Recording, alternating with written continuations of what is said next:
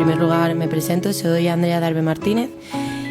Quiero daros la bienvenida a estas ponencias que se enmarcan dentro del área de psicología forense, realizadas por el grupo de psicología forense del Colegio Oficial de Psicólogos de Madrid, y siempre dentro de la Semana de la Ciencia y la Innovación.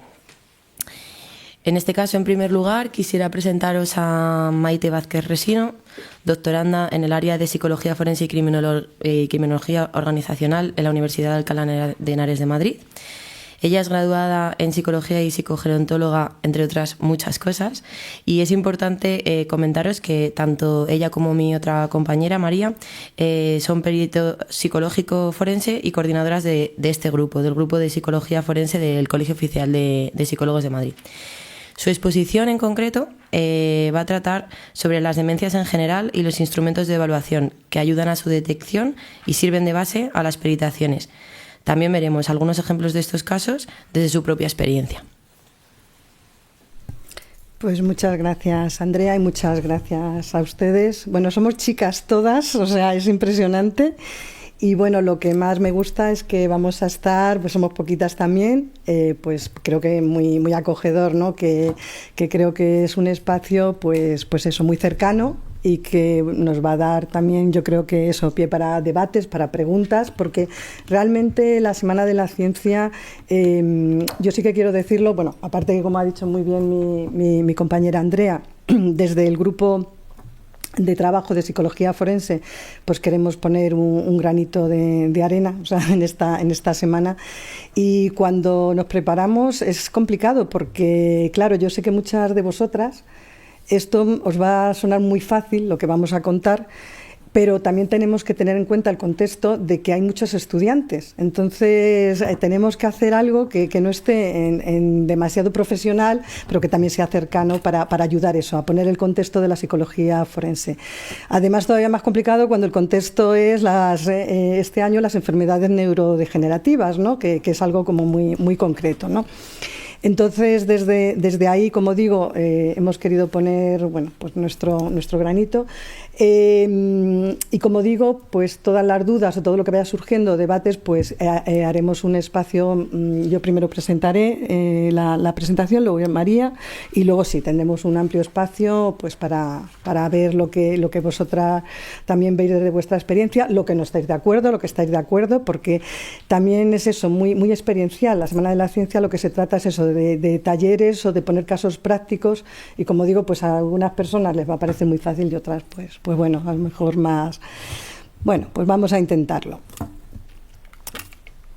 Yo la exposición voy a hablar, bueno, pues un poquito de las demencias en general, porque bueno, las enfermedades neurodegenerativas es lo mismo, ahora lo veremos. Porque como digo es el marco en el que está la Semana de la Ciencia. Después, como ha dicho también Andrea, soy psicogerontóloga, no soy neuropsicóloga, eso también lo quiero dejar claro porque muchas de vosotras seguro que tenéis también el máster y sabréis más que yo. Entonces yo me quedo también en esos límites, ¿no? Bajo mi experiencia con mayores, todo lo que puedo aportar. A partir de ahí, pues lo que he dicho antes. Seguramente tendréis vosotros más que ofrecer. Pero bueno, yo voy a mostraros las pruebas que normalmente utilizamos, tanto en la clínica como en la forense, que normalmente son las mismas, o sea, en la evaluación forense. ¿De acuerdo? Y luego, pues eso, lo iremos alternando con casos prácticos, que realmente es lo que creo que a muchas de vosotras nos llama normalmente la atención cuando nos acercamos a estos temas. Bueno, ¿qué decir tiene? Esto lo vais a escuchar en esta semana y a la que viene, ¿no? Pues cómo han crecido, ¿no? las personas con demencia o con enfermedades neurodegenerativas. Es impresionante. Yo cada vez que me pongo a preparar una presentación tengo que estar cambiando los diagramas porque cada vez es más ascendente el diagrama y más exponencial. O sea, es impresionante, ¿no? O sea, las cifras son muy alarmantes, aunque no lo creáis. O sea, cuando estamos preparando eso, una presentación, es cuando somos conscientes de las personas que hay diagnosticadas con demencia. Es que ahora mismo en España, o sea, son 800.000, pero es que son 800.000 las que van al año, o sea, las que realmente El caso más de las demencias, el más elevado es el de Alzheimer. Bueno, pues el 80%, de hecho es el 80%, ¿no? Lo que ocurre de casos de Alzheimer en España, bueno, y a nivel mundial. Bueno, pues todos los años, o sea, eso, se van incrementando 100.000 casos de Alzheimer. O sea, que es que imaginaros lo que os estoy diciendo, es que a nivel exponencial, o sea, es impresionante. La prevalencia es un 5% en población mayor de 65 y un 20% en mayores de 80 años. Claro. También, cuando yo hace unos años preparaba una presentación, la esperanza de vida era, pues eso, 70, 75, es que ahora ya son 85, 90. O sea, ya también esto que va a dar mucho a debate, ¿no? Porque además esto ocurre, este envejecimiento poblacional ocurre en los países desarrollados. Entonces, claro, tiene su porqué, ¿no? ¿Por qué la esperanza de vida ha aumentado y por qué las enfermedades neurodegenerativas aumentan al mismo nivel? Pues es fácil de entender. Es decir, los fármacos, sobre todo la parte de la farmacología, ¿no? Los avances en medicina también son más fáciles de detectar.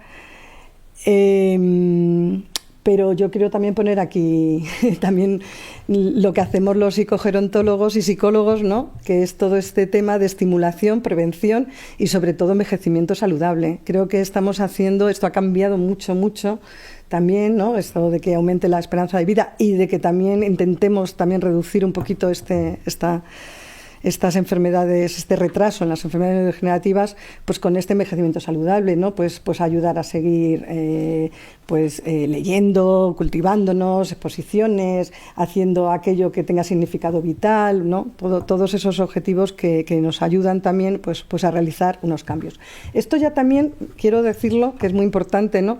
Me podéis decir, sí, pero hay personas que hacen ejercicio físico, no, bueno, ejemplos, vamos a poner muchos ejemplos, ¿no? Tenemos ahora mismo a Bruce Willis, ¿no? O sea, tenemos muchísimos. De hecho, quien esté muy, muy interesada está en la página de Pascual Maragall, Fundación Pascual Maragall.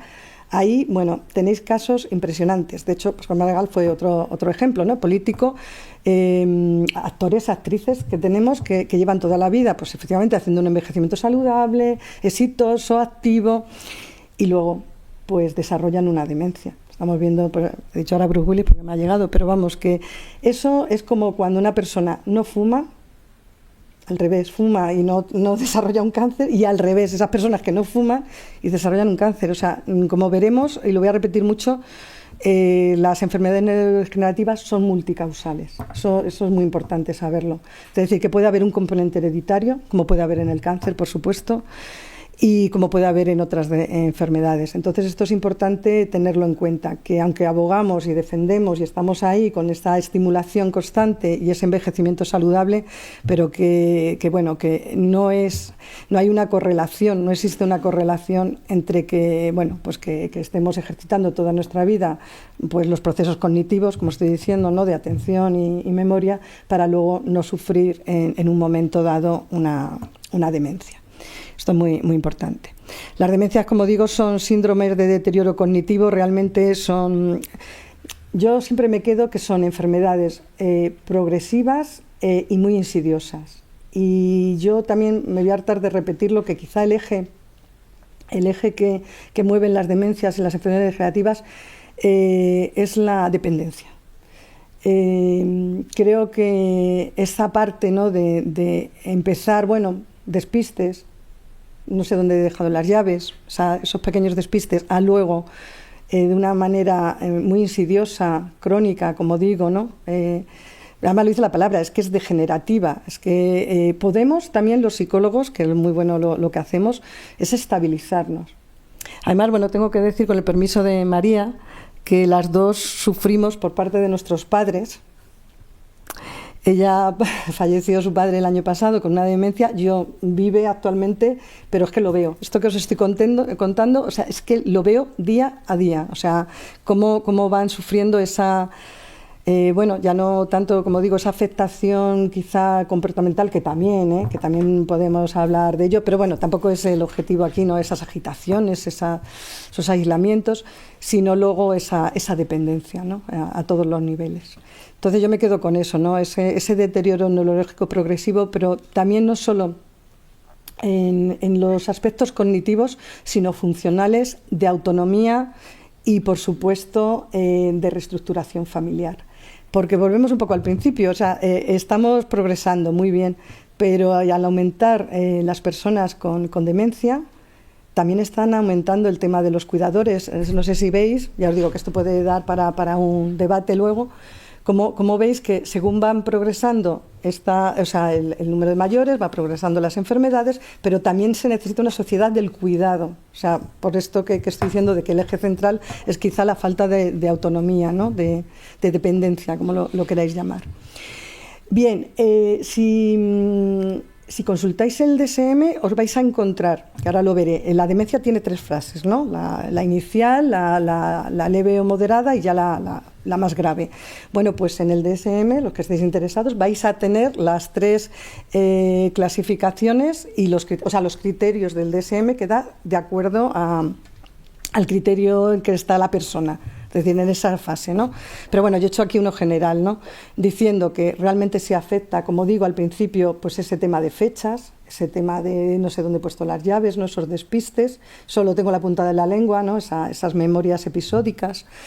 Pero luego también se tiene muy en cuenta las alteraciones del lenguaje, claro, también es un proceso cognitivo que va muy, muy ligado, ¿no? Evidentemente, es decir, recordar que la percepción, la atención, la memoria y el lenguaje pues van muy unidos, ¿no? Y eso también tenerlo muy en cuenta a la hora de hacer las evaluaciones, muy importante, ¿no? Fijaros que todo esto que estos criterios que contempla el DSM luego son los que realmente nosotros evaluamos. O sea, realmente es lo que luego nos tenemos que utilizar de los instrumentos para evaluarlo, en qué fase se encuentra esa persona o qué afectación tiene en el nivel de afasia, del lenguaje o de aprasia, ¿no? de las alteraciones motoras, del espacio, el espacial, la conciencia de objetos, de conocer los objetos, ¿no? La agnosia.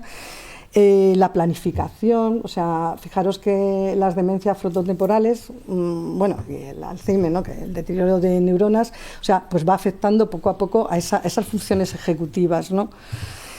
Claro, al estar deterioradas las funciones ejecutivas, las funcionales seguidamente ya no son las mismas, las comportamentales lo mismo, por lo cual ya en este punto los psicólogos tenemos que evaluar a todos los niveles, cognitivo, emocional, social y bueno, como veremos muchas veces hasta vecinal, muchas veces no, hasta las relaciones vecinales son muy importantes, ¿no? Bueno, pues eso, el momento en el que está la persona, ¿no? No es lo mismo una demencia, como digo, un Bruce Willis de 50 y tantos, 60 años, no sé los que tendrán, no lo sé, ahora mismo, que bueno, pues una persona de 80, 90, ¿no? Es ahí, y os digo, hay Alzheimer precoces, o sea, y cada vez se están viendo también los estudios, si estáis interesados, los estudios nos dicen que cada vez también las personas empiezan a tener más fallos de estos procesos a niveles más tempranas, por lo cual también algo ahí está ocurriendo, ¿no? A nivel social el estrés o temas de alimentación, etcétera. También lo veremos, ¿no? Un poquito todo, ¿no?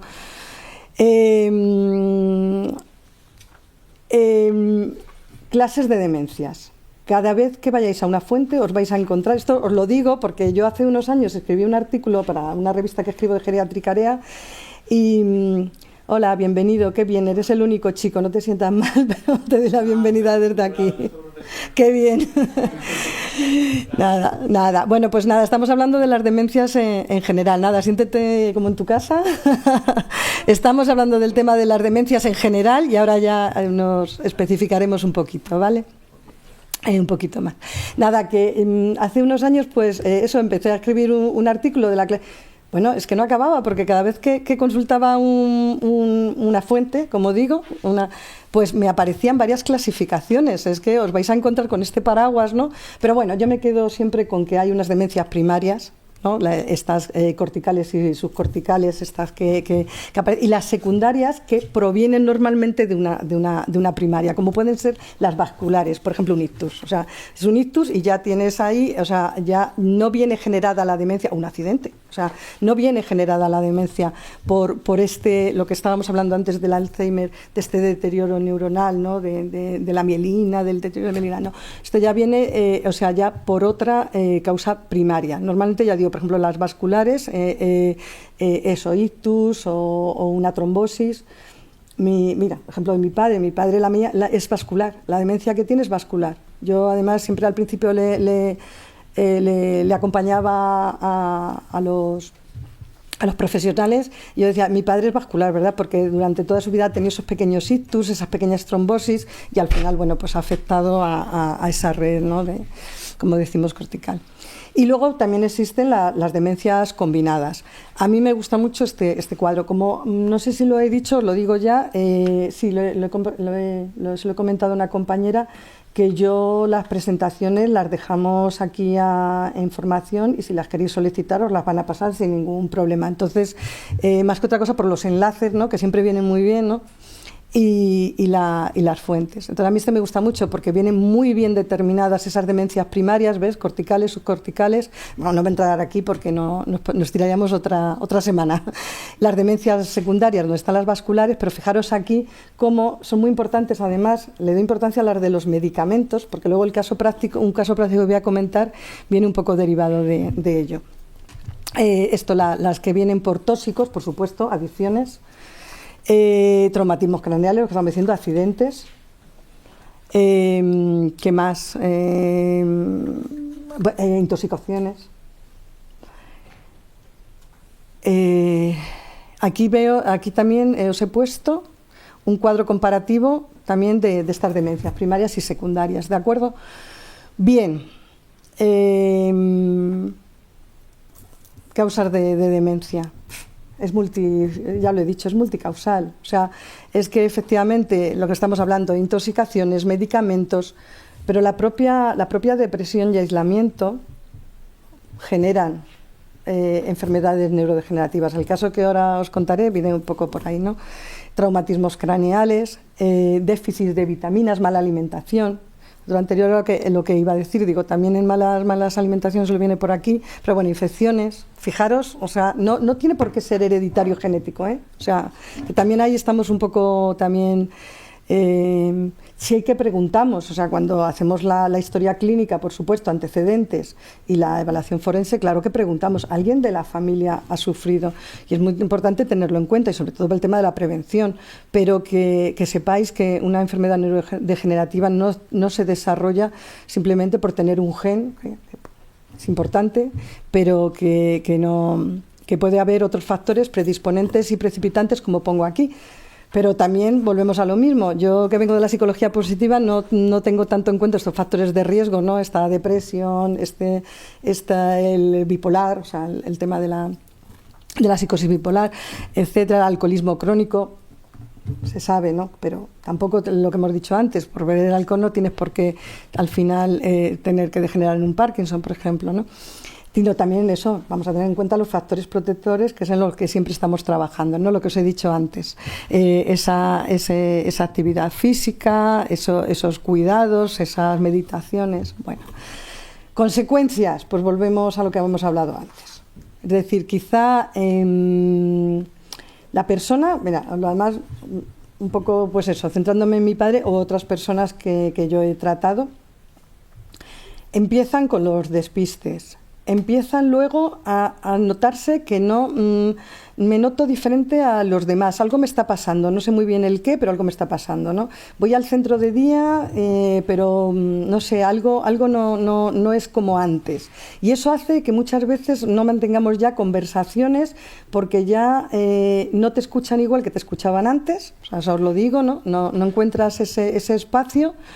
Esos cumpleaños, esas celebraciones en las que antes, bueno, pues te sentía, pues es que no me acuerdo muy bien de las fechas, y si la digo mal, bueno, pues esto puede pasar muy bien también con problemas de acusia, ¿no? De los mayores, y te empiezas a aislar y entonces empieza a disminuir la autoestima y en muchos de los casos las alteraciones depresivas, ansioso-depresivas, ¿no? Es lo que nos encontramos. Esto es con lo que se empieza, ¿no? Luego ya sabéis que se empieza ya con el aislamiento mayor, terminando en la dependencia. Y, por supuesto, disminuye la calidad de vida de la persona que lo sufre, pero sobre todo de los familiares y de los cuidadores, que eso es lo que estamos viendo pues continuamente, ¿no? Esto es lo que os decía, ¿no? Las fases de la enfermedad, leve, moderada y grave. Fijaros un cerebro de Alzheimer que os he puesto aquí, cómo se va viendo alterado en las distintas fases, ¿de acuerdo?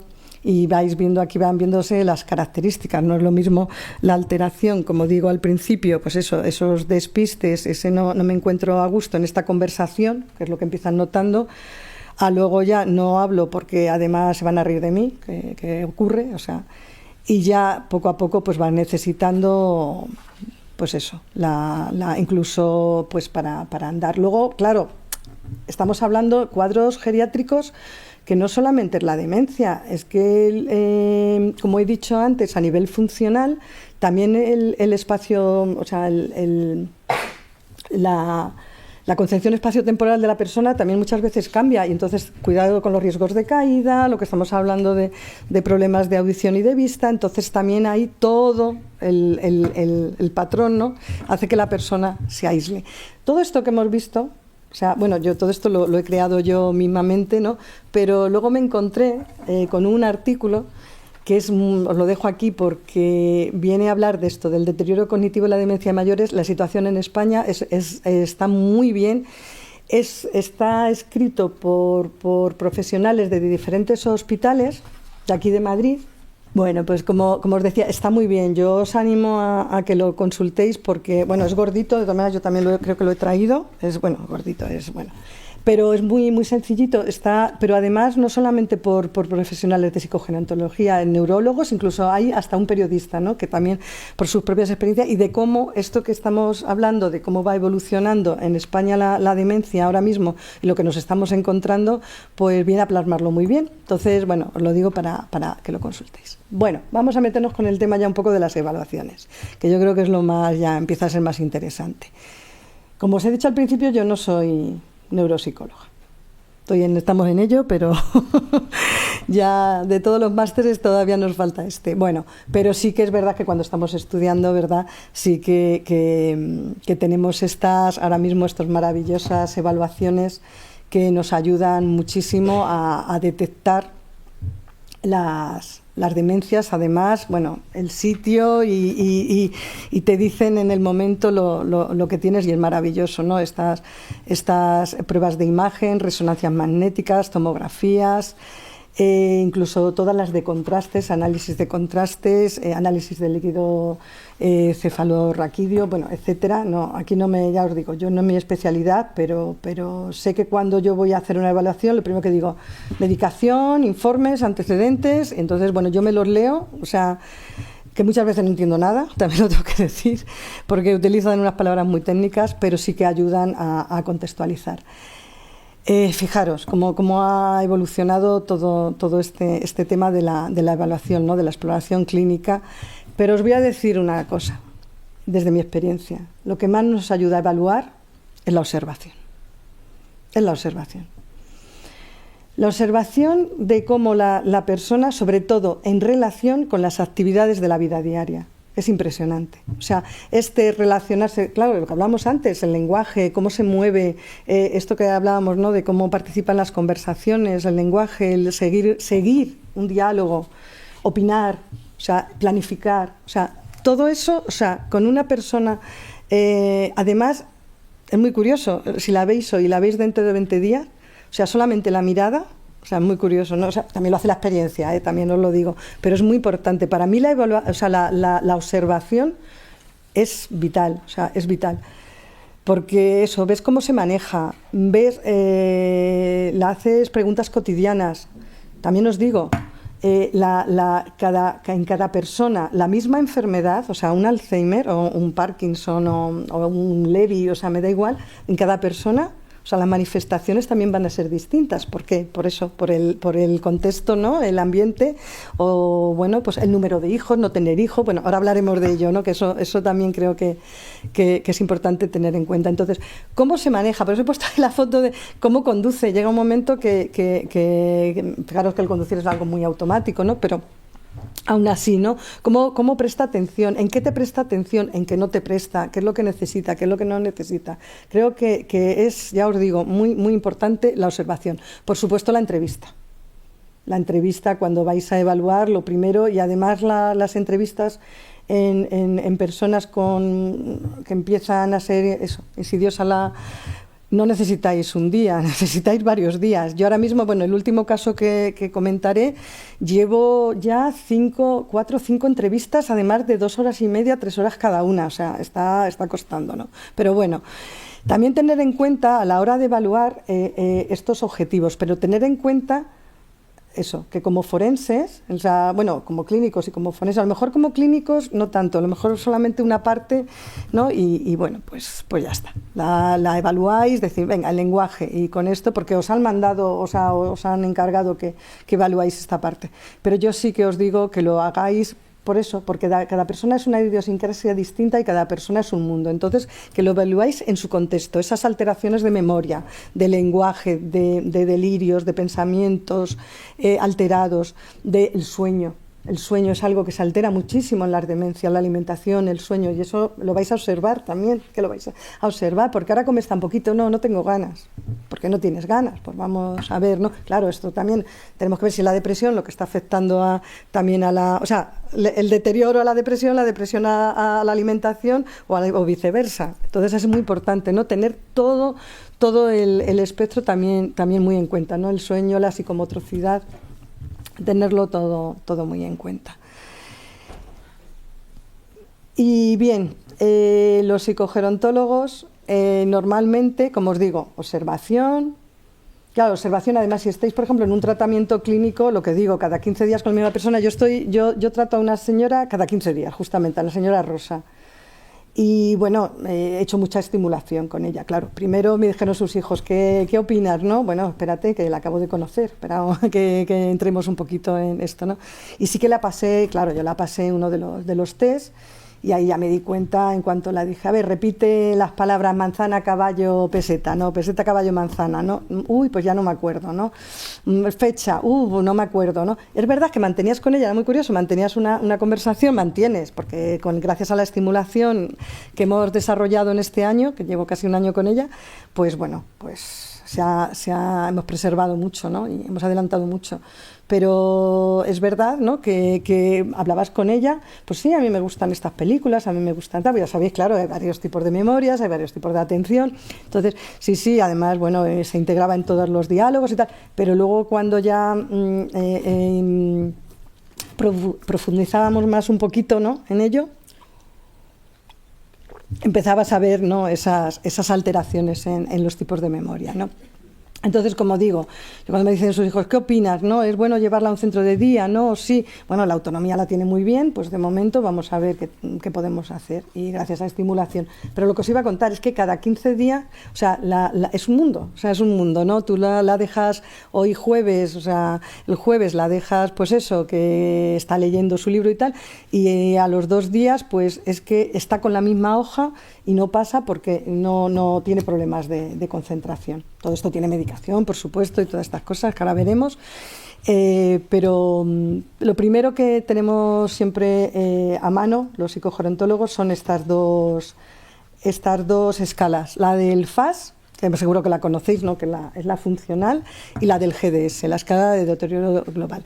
GDS, tener mucho cuidado porque hay otra escala que es la de la depresión, que se llama también igual, ¿vale?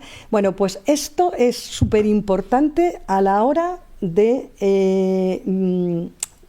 evaluar y de establecer la funcionalidad y en el momento en el que está la persona. Diríamos que hay como 7 grados, no, ¿cómo no? Hay 7 grados, ¿no? Tanto en una como en otra. Os digo, son súper fáciles de pasar, las dos escalas, la FAS y la del GDS, muy fáciles.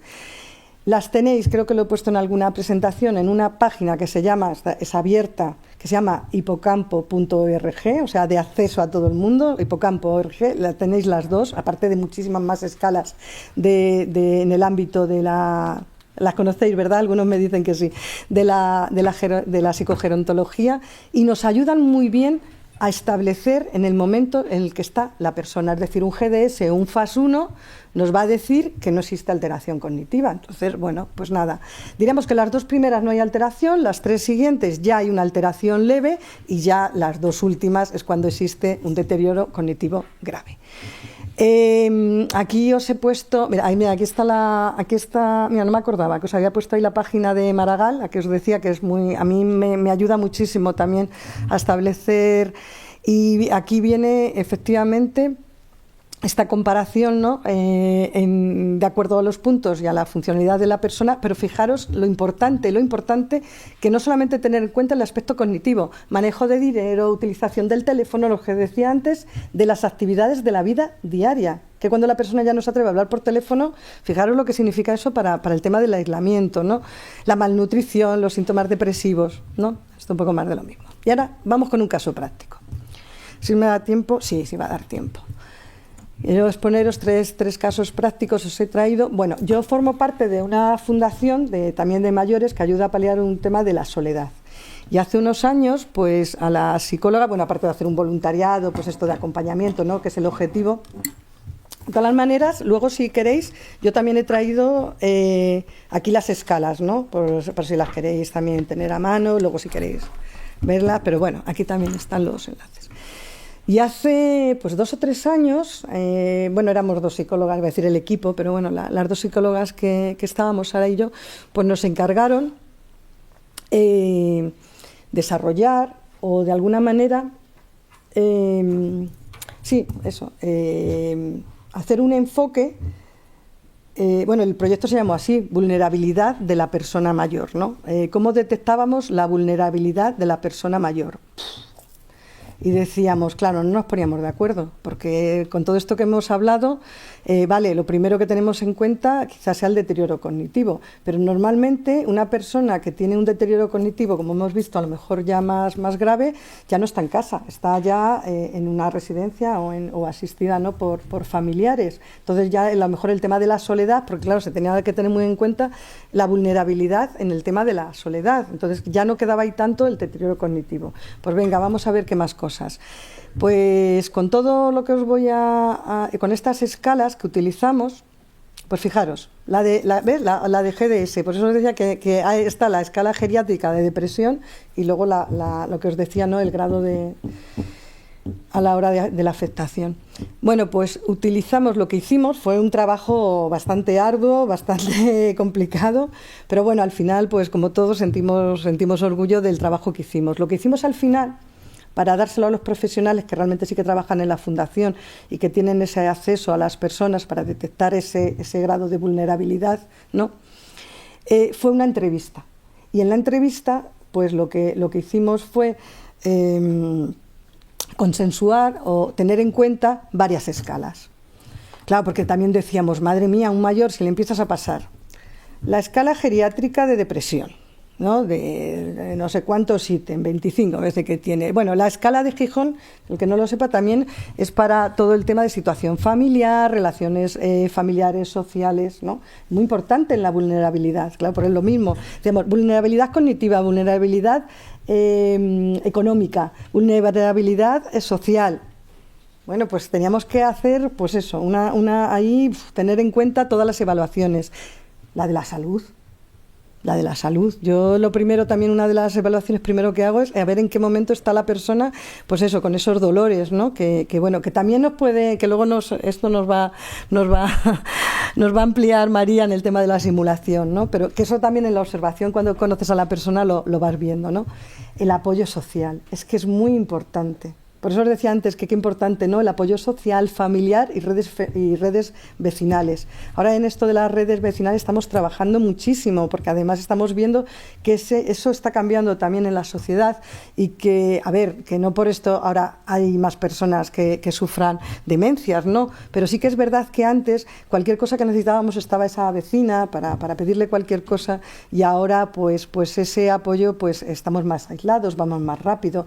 Un tema que no he hablado es el del estrés, o sea, ¿por qué ahora existe tanta enfermedad precoz? Pues el tema del estrés es indudable, ¿no?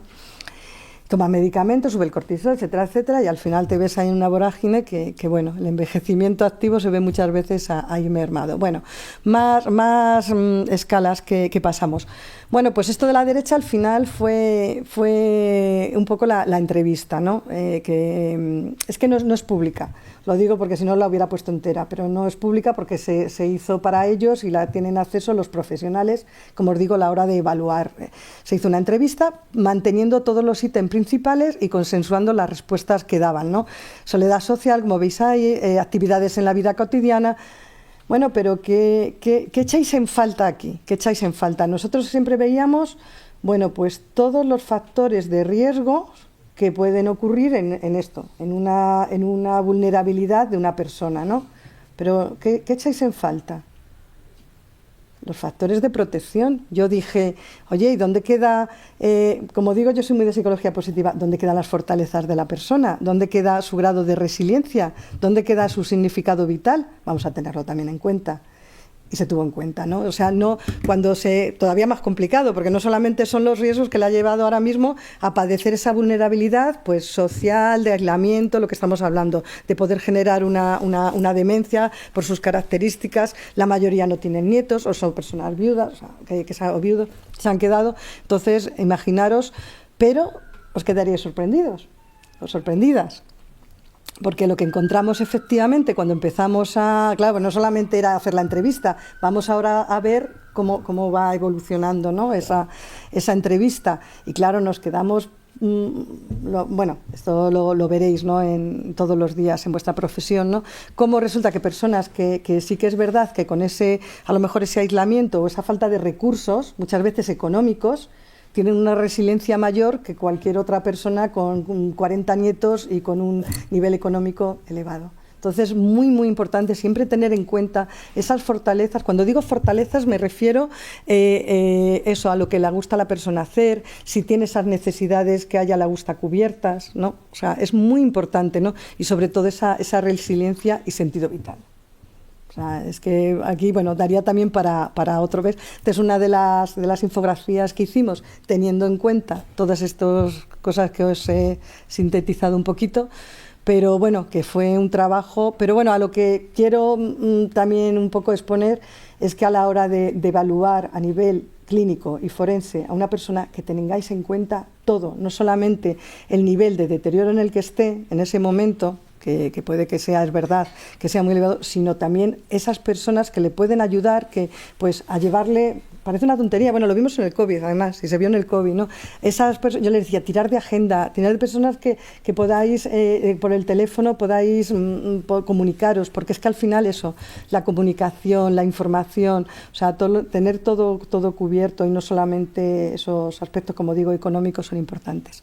Estos cribados de los que he hablado o estas evaluaciones, las que vayáis a trabajar en residencias, muy, muy importantes. O sea, cuando llega la persona, lo primero que se hacen son también, bueno, aparte de esa historia de vida, y ahora ya menos mal que también hemos avanzado en ese modelo de atención a la persona. Pues os decía que no por tener un Alzheimer ya dices, estereotipo, Alzheimer, se va a quedar en esta silla y no vamos... No. O sea, os digo, yo he colaborado y he trabajado en residencias, se tienen muy en cuenta estas evaluaciones, el FAS, el GDS, en el momento en el que esté, pero también se tiene en cuenta, como digo, estas fortalezas y sobre todo estos acompañamientos, historia de vida de la persona, ¿no? Muy, muy importante. Además, de hecho, a los que quieran trabajar, a las que queréis trabajar en residencias, ahora ya se establece la persona de referencia y es buscar una persona con similitudes en sus historias de vida para que le ayude en los primeros días o los primeros meses, pues también en ese acompañamiento y en esa adaptación. Es muy bonito, ¿eh? Yo os digo, el tema residencial es muy, muy bonito. Entonces, estas evaluaciones las vais a tener todas las que he dicho muy en cuenta.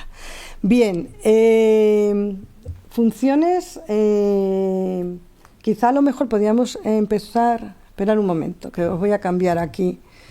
Os voy a cambiar, sí, ¿no? La estructura, no, es que no sé dónde se me ha quedado, no, bueno, os lo digo, si me lo sé de memoria, la estructura de un informe forense.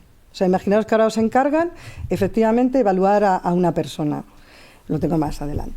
Pues nada, lo que os he dicho, los objetivos, los antecedentes, por supuesto, la entrevista, las evaluaciones y luego las conclusiones. O sea, no sé, me queda algo. La función. ¿Qué función? ¿Para qué queremos? Claro, los objetivos, efectivamente. ¿Qué podemos evaluar los psicólogos forenses? Pues fijaros, la capacidad legal, sobre todo lo que más estamos viendo. Ahora, esas personas mayores que ya no saben muy bien manejar el tema económico, lo tienen que hacer los hijos, pero ¿y si no tienen hijos? Pues ahí empiezan temas de bancos, etcétera. Pues ahí está también temas familiares, vamos a determinar esa capacidad. Bueno, habréis escuchado muchas veces, ¿no? Necesitamos hacer una evaluación forense a mi tía o tal, porque queremos ingresarla en un centro y, bueno, queremos saber si ya podemos nosotros empezar a manejar todo esto, ¿no? Porque, bueno, el testamento lo hizo cuando estaba bien, bueno, pues vamos a ver en qué momento está, ¿no?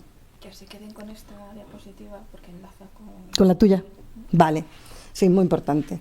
Sí, está muy importante. O sea, la estructura de un informe forense, que es muy parecido al clínico, ¿eh? O sea, muy parecido. Por eso he dicho que las evaluaciones clínicas y forenses son muy similares, ¿no? Quizá lo que cambia es eso, el objetivo. Cambian el objetivo, ¿vale? Que es justo esto que me está diciendo María, efectivamente. Establecer la incapacidad. Bueno, en procesos penales. Es verdad que nos encontramos personas con demencia, muy alcoholizadas, es verdad, y que al final cuando están sin dinero pues tienen que delinquir. Eso no lo hemos encontrado, entonces esos procesos penales. También es verdad que no lo he dicho, yo soy privada, yo a nivel público no he trabajado, pero es verdad que a nivel estatal sí que nos encargan a los forenses hacer estas evaluaciones. Pertenecemos a... Sí, pertenecemos, pero a mí no me han llamado nunca. Porque no nos ha tocado por sorteo, pero pertenecemos.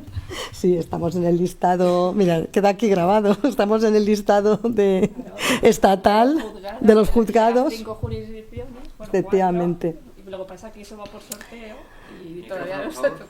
Micrófono, por favor. Ponte el micrófono, María. No. Sí, no, lo que dice María es verdad que, bueno, luego preguntaré, ¿no? ¿Quién ha hecho el máster de forense? O yo desde aquí os animo porque es muy... Todo esto es muy... Cuando lo veis en la práctica, claro, no es lo mismo que verlo aquí, ¿no? Valorar los daños, por supuesto, o sea, lo que hemos dicho, ¿no? En el grado de capacidad y en el grado de deterioro en el que está la persona. Por supuesto, casos laborales, ¿no? Esto María ahora lo establecerá mejor. Y, por supuesto, evaluación de riesgos, entre otras. Ahora esto lo va a ampliar. ¿Qué cuestionarios, aparte de lo que os he dicho antes, utilizamos también en psicología forense? El test del reloj, muy importante. O sea, de poner el relojito y decir las horas. Yo, por ejemplo, lo que os decía antes a la señora Rosa, todos los días cuando voy la digo, ¿qué día es hoy? Tiene ahí un calendario grande, pero la digo, no mires, qué día estamos, en qué fecha, qué hora. Eso nos va a dar mucha ayuda como cribado y son 5 minutos lo que tardamos en pasarlos. Luego, por supuesto, están las evaluaciones ya más evolucionadas, más concretas, ¿no? Como pueden ser el mini mental de Fostein. Se tarda también muy poquito, 5 o 10 minutos. A mí me gusta más el MOCA. Porque quizá a lo mejor porque tiene más dibujitos, más tiene que dibujar más la persona. Se profundiza más en funciones ejecutivas, ¿no? En esta de la orientación, la abstracción. Yo esta la estoy utilizando ahora para el último caso que os voy a comentar, ¿no? Es más sensible que el mini mental, ¿no? El Minimentor es más accesible, más fácil de pasar. O sea, igual que los de cribado que hemos dicho antes, no se necesita tampoco una preparación. En cambio, en este del MOCA se necesita más una preparación, ¿no? Un entrenamiento.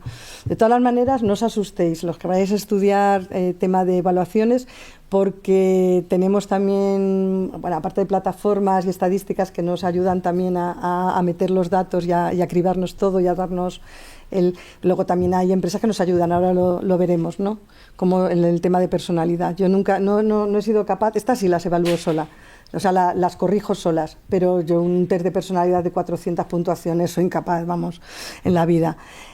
Bueno, tenemos más de temas funcionales de la vida diaria, el FAC, aquí os lo he puesto, ¿no? Evalúa el grado de dependencia funcional. También se pasa en 5 o 10 minutos y ayuda mucho a pasárselo al cuidador, a la persona cuidadora, cuando además, claro, imaginaros, la persona ya está en un deterioro.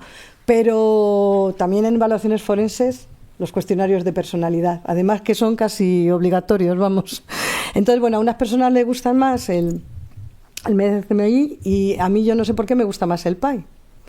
Son muy largos, muy sidiosos, pero es que evalúan mucho. Bueno, luego cuando salga el caso práctico os paso un resultado de un PAI para que lo veréis, ¿no? Para que lo veáis, ¿no? Porque es que nos establece muchas características. Pero ya os digo, es que son el MCMI me parece que son 275 y el otro son cerca de 400 preguntas, ¿no? Pero bueno, no solamente en temas de forense de deterioros, a nivel general, o sea, el PAI y el MCMI. Por supuesto, la escala de depresión geriátrica, yo siempre paso. Ahora María que nos cuente yo siempre, muy importante, la entrevista, por supuesto, como os he dicho, el tema de cognitivo, pues eso, el MOCA, el que os sintáis más cómodo, el tema funcional, el tema de personalidad y, por supuesto, depresión y ansiedad, porque es que siempre va unido, siempre, en cualquier evaluación, ahora también lo veremos, va unido. Entonces aquí tenéis la escala que decíamos antes de depresión de IESAC, son 25-30 preguntas, 33, es muy fácil de pasar. Para la ansiedad a mí me gusta mucho el STAI, es muy antiguo, yo lo sé, pero es que me he acomodado mucho a pasarle, me es muy cómodo, y por supuesto el de simulación, que es el que nos va a hablar María, y ahí no voy a entrar. También os digo, el PAI tiene escala, bueno, y los dos tienen escala de simulaciones si la persona nos está mintiendo, ¿no? Que estos son muy importantes. Entonces, en cualquier evaluación forense, luego ya, a ver, veréis en esta semana, vais a ver cuando sean niños, pues sean más concretos, el SENA, el CUIDA, o sea, es decir, dependiendo, pero yo en este tema de demencias, pues estos son los que normalmente suelo pasar. Y de hecho ahora os contaré. Bueno, caso práctico. Una persona mayor, no he puesto nombres ni nada, lo voy a decir todo de memoria, ¿no? Es una persona mayor que lo que querían evaluar era no tanto tampoco el deterioro cognitivo, que era bastante, luego también me parecía sorprendente, porque lo mismo, hablabas con ellos, era una persona pues culta, educada, decías, pero luego sí, tenía un nivel sobre todo de atención sostenida, o sea, es que no iba variando, ¿no? Claro, coges los antecedentes y sabes que ya de pequeñito en el colegio sufrió bullying y luego en el trabajo sufrió mobbing, o sea, acoso por todos lados, y eso la ansiedad, lo que le causó también, o sea, la ansiedad desarrolló. Bueno, pues todo eso que pongo aquí, aunque parezca mentira, esto lo tenía diagnosticado. Con ese diagnóstico tenía solamente reconocido un 33%. Entonces, bueno, me llamaron a mí para volver a evaluarle, porque la evaluación había sido ya pasada hace unos años, para actualizarlo. Y de hecho, que sepáis que en todos los informes que hacemos, al final ponemos esta evaluación es considerada a fecha de hoy. Dentro de 15 días, o sea, los datos han podido variar, como os digo, bueno, impresionante. O a mejor o a peor, que eso también es importante tenerlo en cuenta. O sea, coges los antecedentes de la persona, lleva sin trabajar eso de baja muchísimos años, porque, bueno, pues le pasó lo mismo. O sea, ese acoso que sufría hizo que se incomunicara, la incomunicación hizo aislarse. Y claro, yo encontré que además sufría una agorafobia espectacular, o sea, es que no salía de casa, mala alimentación, vivía solo, bueno, vivía además bueno, un poco ayudado también por unos familiares que tenía, no había tenido relaciones sociales, bueno, pues beneficiosas, ¿no? Positivas, agradables, no sé, era todo, pues, madre mía. Entonces, bueno, yo tuve que, en ese momento, esto fue ya también hace unos años, hace 2 o 3 años, pues como en la entrevista pues vi que efectivamente existía una falta de empatía, habilidades sociales, no había apoyo. Por eso, fijaros que hemos venido a hablar de las demencias, pero fijaros todo lo que hay alrededor de las demencias, ¿no? Por supuesto, cogí los informes médicos y mi trabajo era verificar que el señor seguía sufriendo un trastorno obsesivo-compulsivo, que era lo que iba a decir, que la ansiedad es lo mejor que tenía para calmarse, era contar todos los días los pasos que daba en la habitación. O sea, bueno, todos los que os cuente, o sea, no os va a sorprender, porque luego la vida no nos sorprende, ¿no?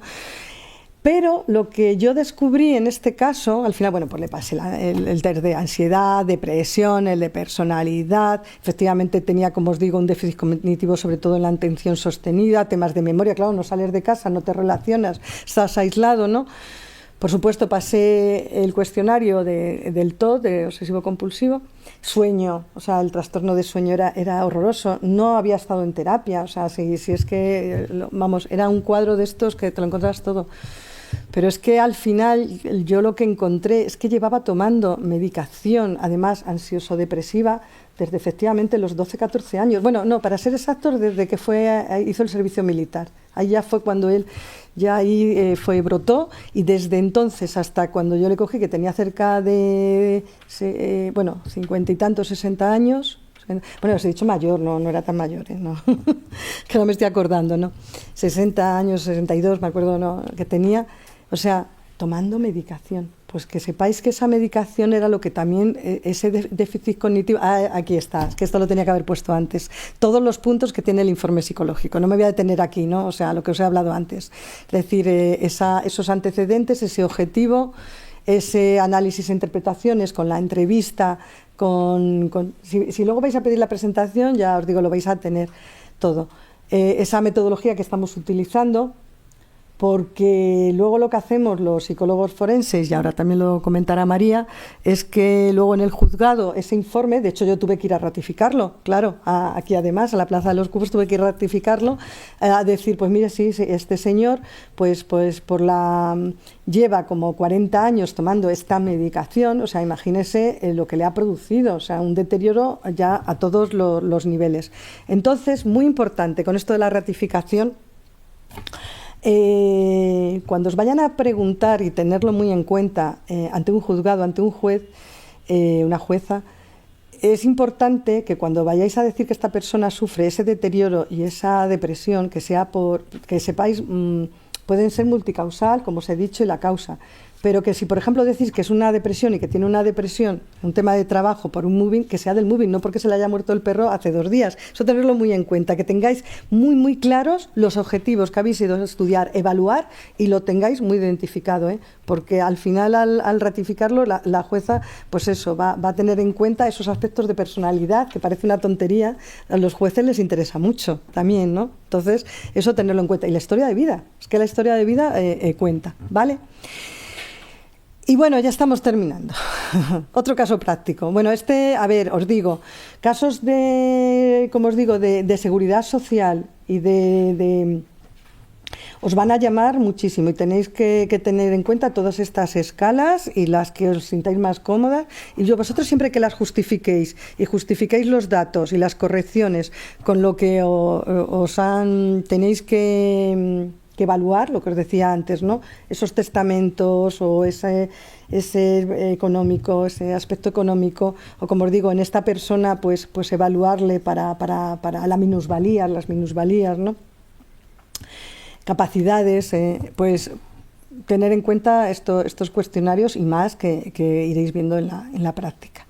Y ahora el caso práctico con el que estoy. Efectivamente, este es un caso, claro, no le puedo decir los resultados, porque estoy con ello.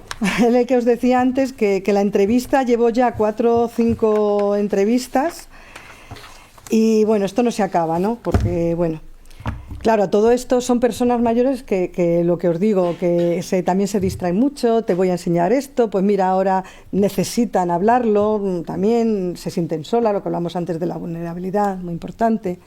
A ver, en este tema no es tanto de deterioro cognitivo, todo lo contrario, en este tengo que demostrar que la persona no tiene ningún deterioro. ¿Por qué? Yo os voy a explicar.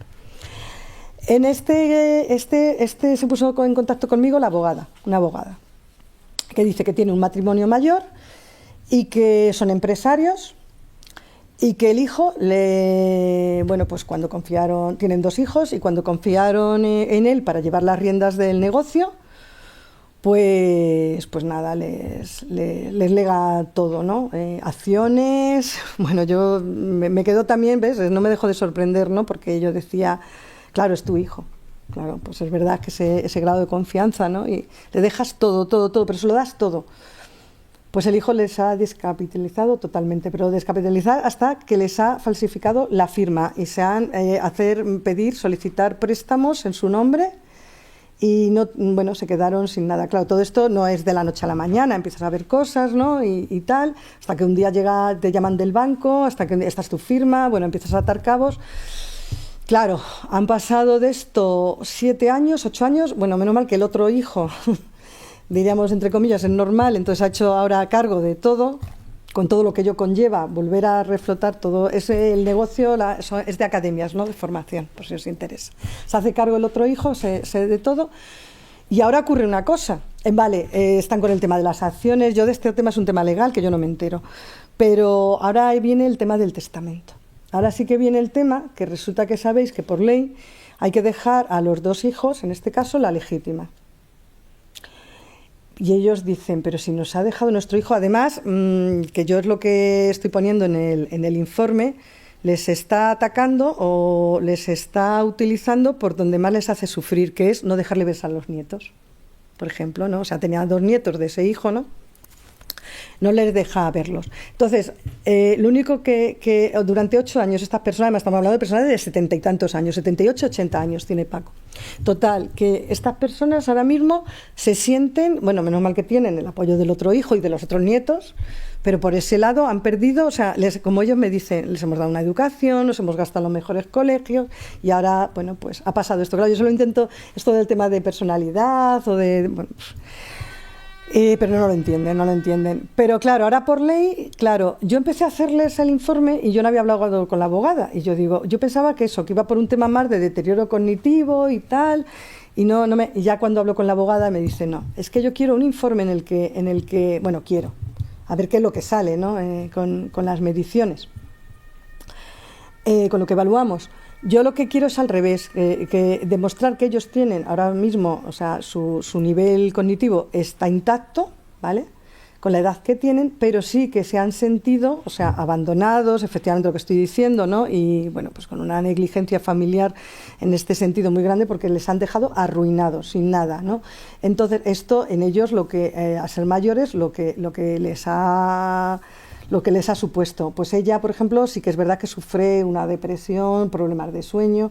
Él, bueno, pues tiene una resiliencia mayor, porque claro, además estoy lo mismo, pasando todos los evaluaciones que hemos visto, ¿no? Es que tengo que ver todo. Y la verdad es que él sí que dice, bueno, al final es dinero, salimos adelante y tal, pero ella sí que se siente traicionada, es su hijo, ¿no? O sea, vamos a ponernos en su lugar y cuesta entenderlo. Entonces, por esto que digo al final de la legítima que hay que dejarles, pues resulta que menos mal que está habiendo nueva jurisprudencia ahora, que si tú te sientes abandonado, no sé si... no lo he llegado a poner. No, pues iba a poner la jurisprudencia, pero bueno, hay muy poquito, ¿eh? De todas maneras os digo, porque estoy en ello ahora mismo, hay muy poquita jurisprudencia, pero sí que hay alguna sentencia. De todas maneras os animo que el viernes que viene el grupo forense hacemos una jornada y estos temas van a salir, entonces por si os queréis animar a verlo. Entonces, hay poquitos casos en el que se dice que si las personas mayores, en este caso, han sido abandonadas, han sido abandonadas por su círculo, no tienes por qué dejarles nada en el testamento. Ya os digo, hay muy poquito, porque hasta ahora hay por ley, o sea, tienes que dejarle lo que es la legitimidad. Dice, ¿cómo les dejo? Pero si está el M está todo el día, estamos en los juzgados, y es verdad, ¿eh? Están todos los días en los juzgados los pobres, o sea, por el tema de las acciones, por el tema económico, y ahora yo le voy a tener que dejar de lo poco que tengo, o sea, encima también va a salir ahí, además, bueno, yo hablé la semana pasada, me entrevisté con el hijo que no le conocía. Y bueno, es que claro, existe, como os podéis imaginar, ya con todo esto, pues existe lo que es la animaversión o el odio, ¿no? Ahí. A ver, claro, yo he tenido que estas escalas que hemos visto, que están muy bien, el MOCA lo he utilizado y ellos es verdad que están bastante bien, sí que es verdad que ella también sufre despistes. A nivel físico, ella está mejor, él está peor, pero a nivel psicológico ella está muy, muy afectada, porque además ella fue la que montó la empresa. Entonces también como en el ego, ¿no? En esa autoestima también ella está más dolida.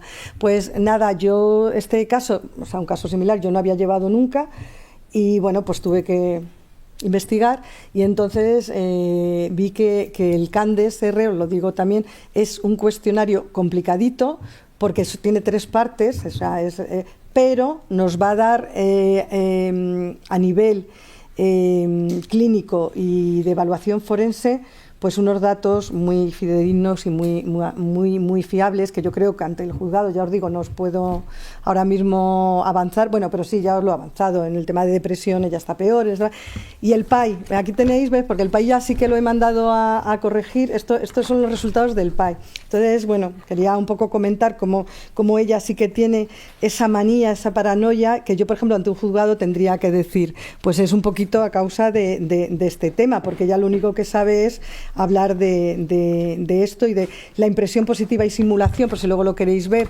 que no quería poner las diapositivas, ¿no? Porque también es un poco público, ¿no? Bueno, me ha salido a lo mejor un poquito alto que ella sufre autoagresiones. Yo en la entrevista no he visto que ella tenga autoagresiones, pero sí que es verdad que en algunos momentos a lo mejor esa indiferencia, el no confiar en los demás, ¿no? Pues puede ser importante. Esto con el PAI, fijaros toda la información que nos puede dar. El CANDES nos va a dar a nivel cognitivo también mucha información, me la está dando, pero claro, se tarda mucho en pasar y luego en corregir. Es decir, un psicólogo forense, cuando dice, es que son caros las evaluaciones, es que claro, son muchas horas de entrevistas, son muchas horas de evaluación, y si encima muchas de ellas, como por ejemplo el caso del STAI, como os he dicho, o el caso del BDI, yo el BDI le utilizo mucho en el tema de la depresión porque es muy cortito, son 10, 12 ítems, muy cortitos, muy fácil de corregir. O sea, por eso os digo que os hagáis también con todo lo que os he dicho, pues eso, aquellos que sean más asequibles, fáciles, están muy al alcance. Le tenéis que alquilar aquí en el colegio, que igual que el SENA, el CUIDA, algunos que son más complicados, el PAI, son más difíciles. Bueno, aquí os he dejado un poquito de bibliografía. Luego vamos a tener un ratito, podemos hablar sobre casos, o sea, sobre aspectos que os hayan quedado dudas, y aquí también tenéis mis datos. Y se ha ido ahora María. Bueno, ya viene.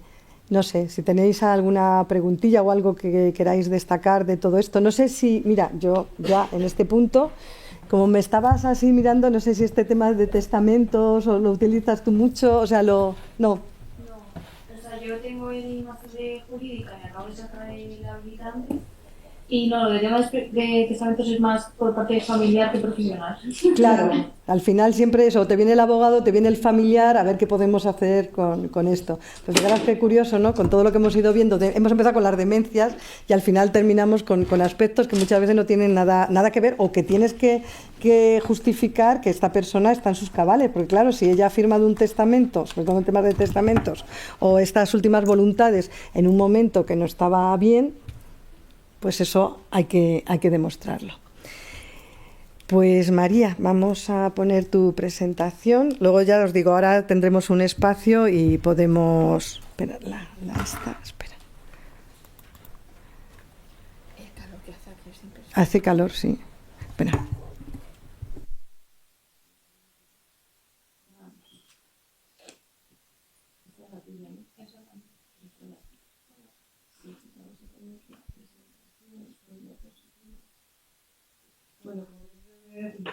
Desde la psicología forense tenemos mucho que estudiar, nos estamos todo el día formando y mucho que dar, aportar. Gracias, cariño, que no me salía la palabra, que estoy aquí buscando. A ver si desde aquí puedes o si no nos cambiamos. Yo creo que sí que puedes. A ver.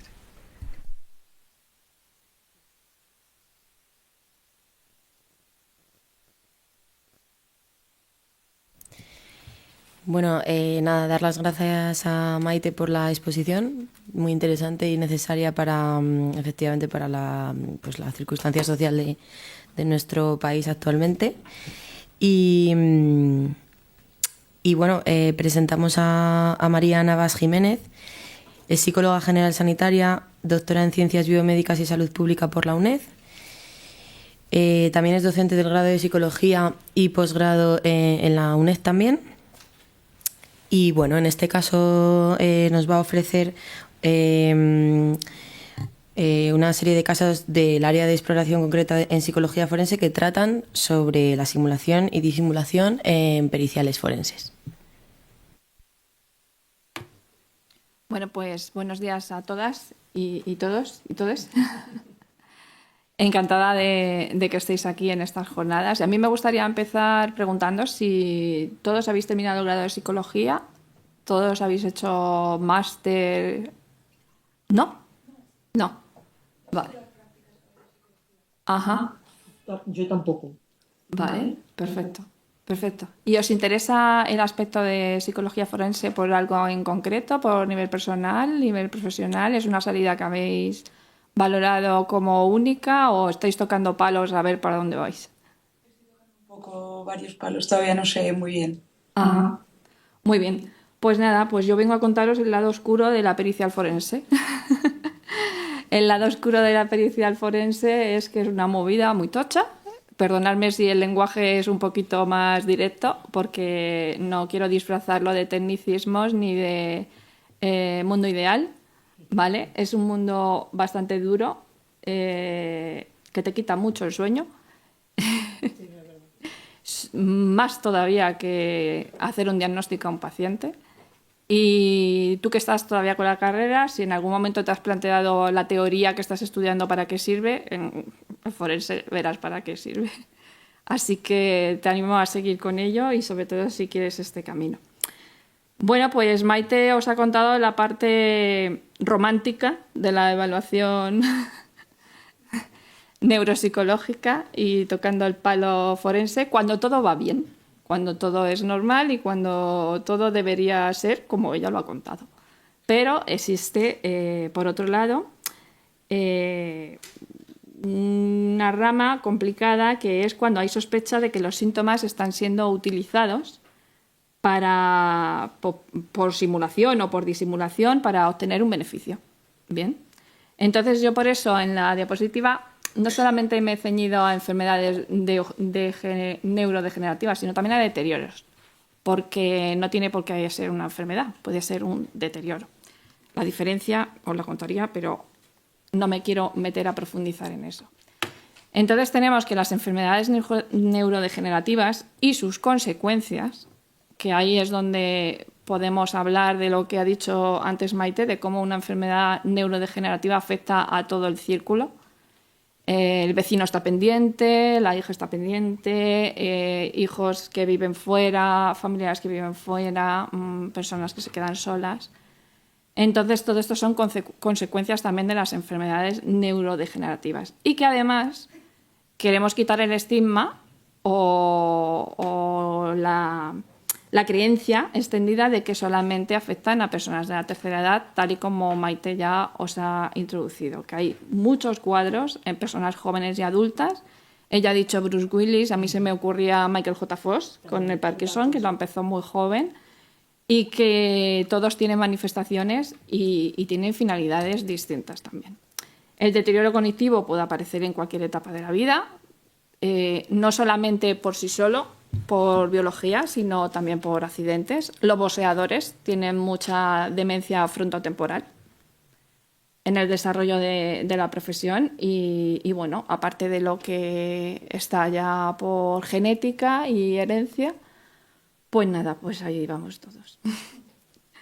Así que nada, la naturaleza del deterioro, tanto si es real, simulado o disimulado, es lo que determina su impacto funcional o legal o ilegal.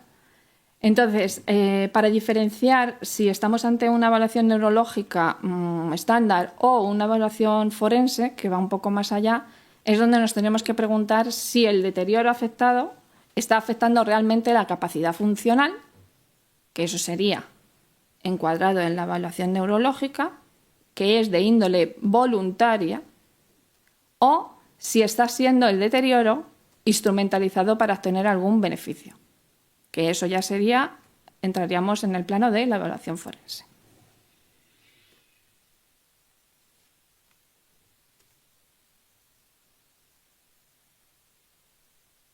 Juraría que había una diapositiva en medio.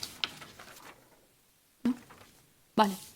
Bien, la diferencia entre la evaluación forense y la evaluación neurológica es la que tenéis ahí. A nivel general, que no me quiero extender tampoco mucho, la evaluación neurológica busca diagnosticar y tratar. Como os he dicho antes, es voluntaria y existe una relación de confianza entre el paciente o el usuario y la persona que le está evaluando. Es con un fin médico y con un fin de tratamiento. Eso sería específicamente la neuropsicológica. Si nos vamos un poco más allá, la evaluación forense responde a una cuestión más de índole legal y la motivación de la evaluación es externa. Ya no es tan voluntaria, es algo un poquito más obligado con un fin. Entonces ahí no hay relación terapéutica y lo que se desarrolle en cuanto al informe pericial tiene unos objetivos que normalmente suelen ser legales, con algún tipo de vinculación legal.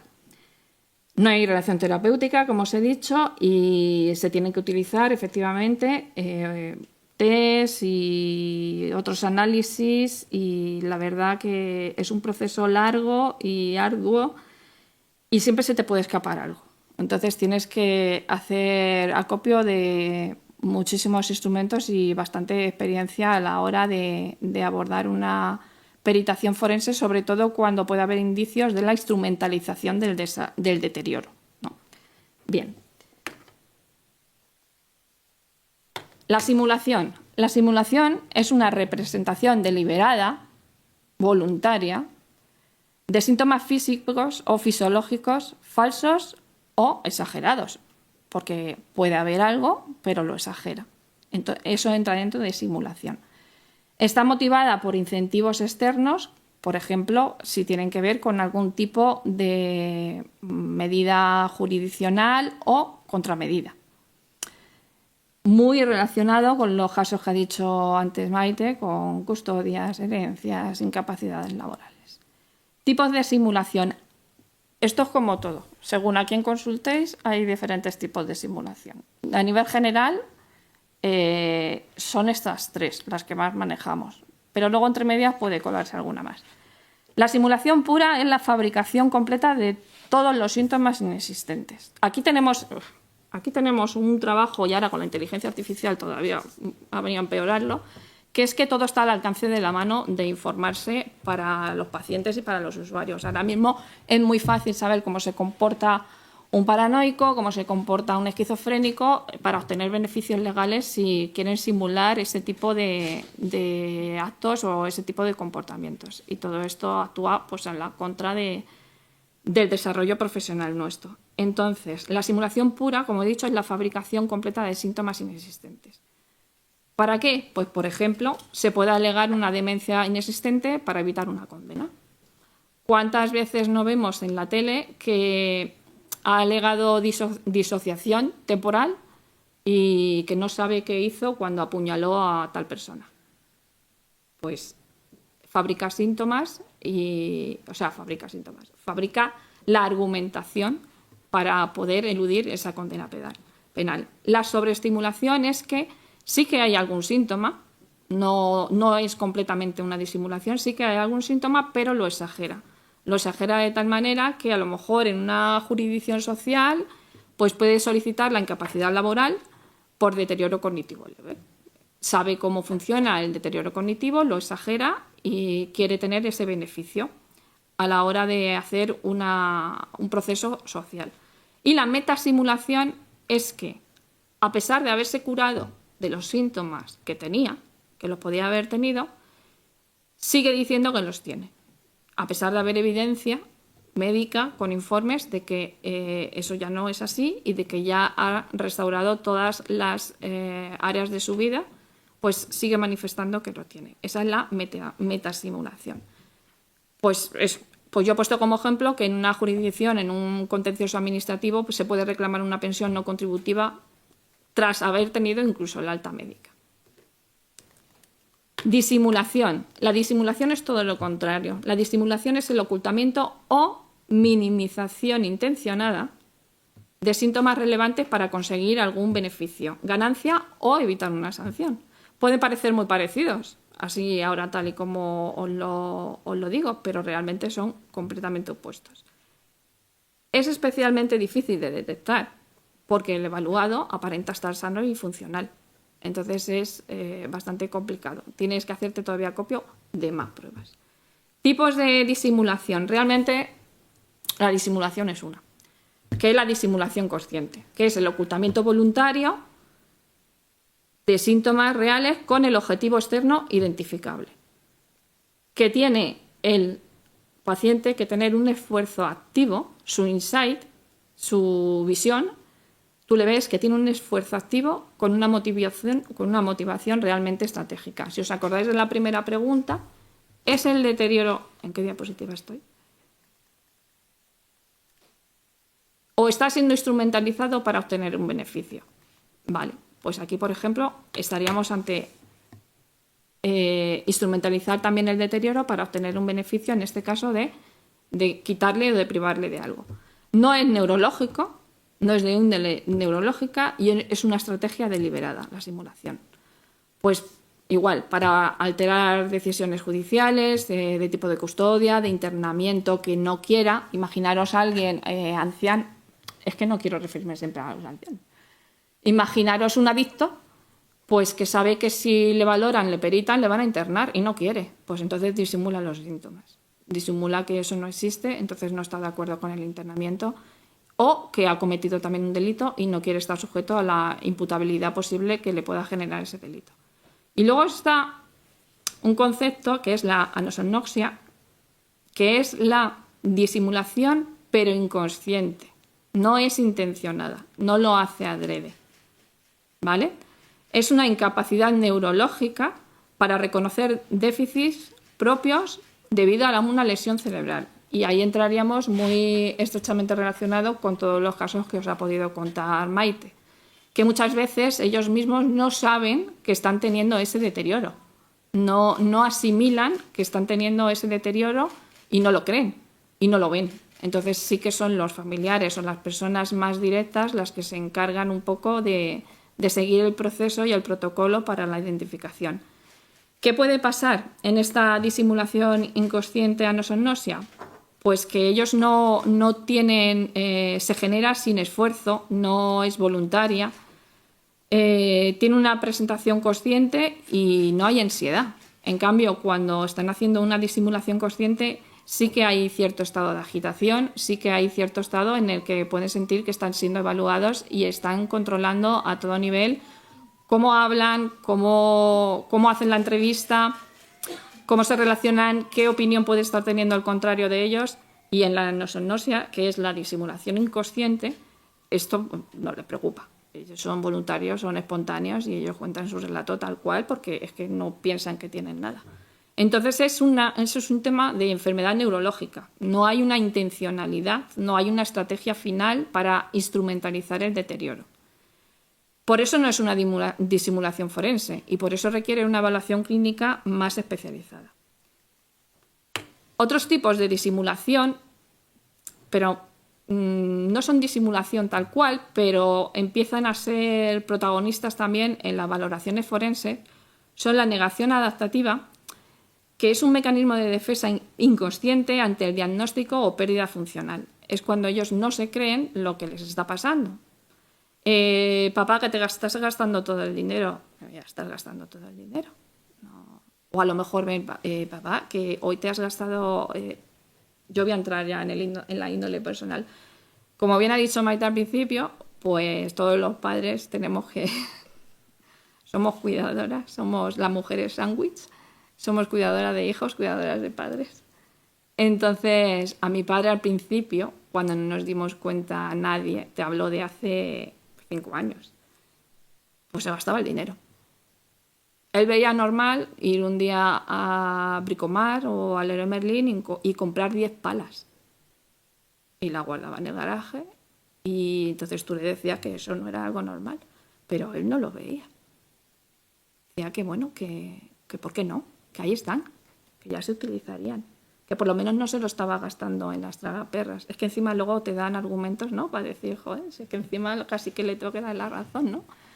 Entonces, ese tipo de comportamientos pueden dificultar, las he incluido estas dos últimas, porque pueden dificultar también la evaluación forense. Entonces, estos tienen una base psicológica y no buscan tampoco beneficio legal, sino que está un poco implicado por su contexto y su incipiente o inicio de enfermedad neurodegenerativa. No es una disimulación forense en sí, porque requiere un abordaje terapéutico y no es un juicio de validez.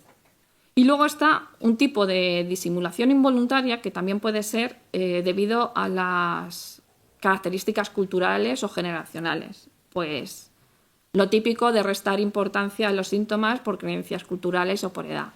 Ay, no, ya se me pasará. Ay, no, no te preocupes, si esto es lo normal, si esto tiene que ser así. Entonces, no es así. Entonces, también hay cierta normalización del envejecimiento.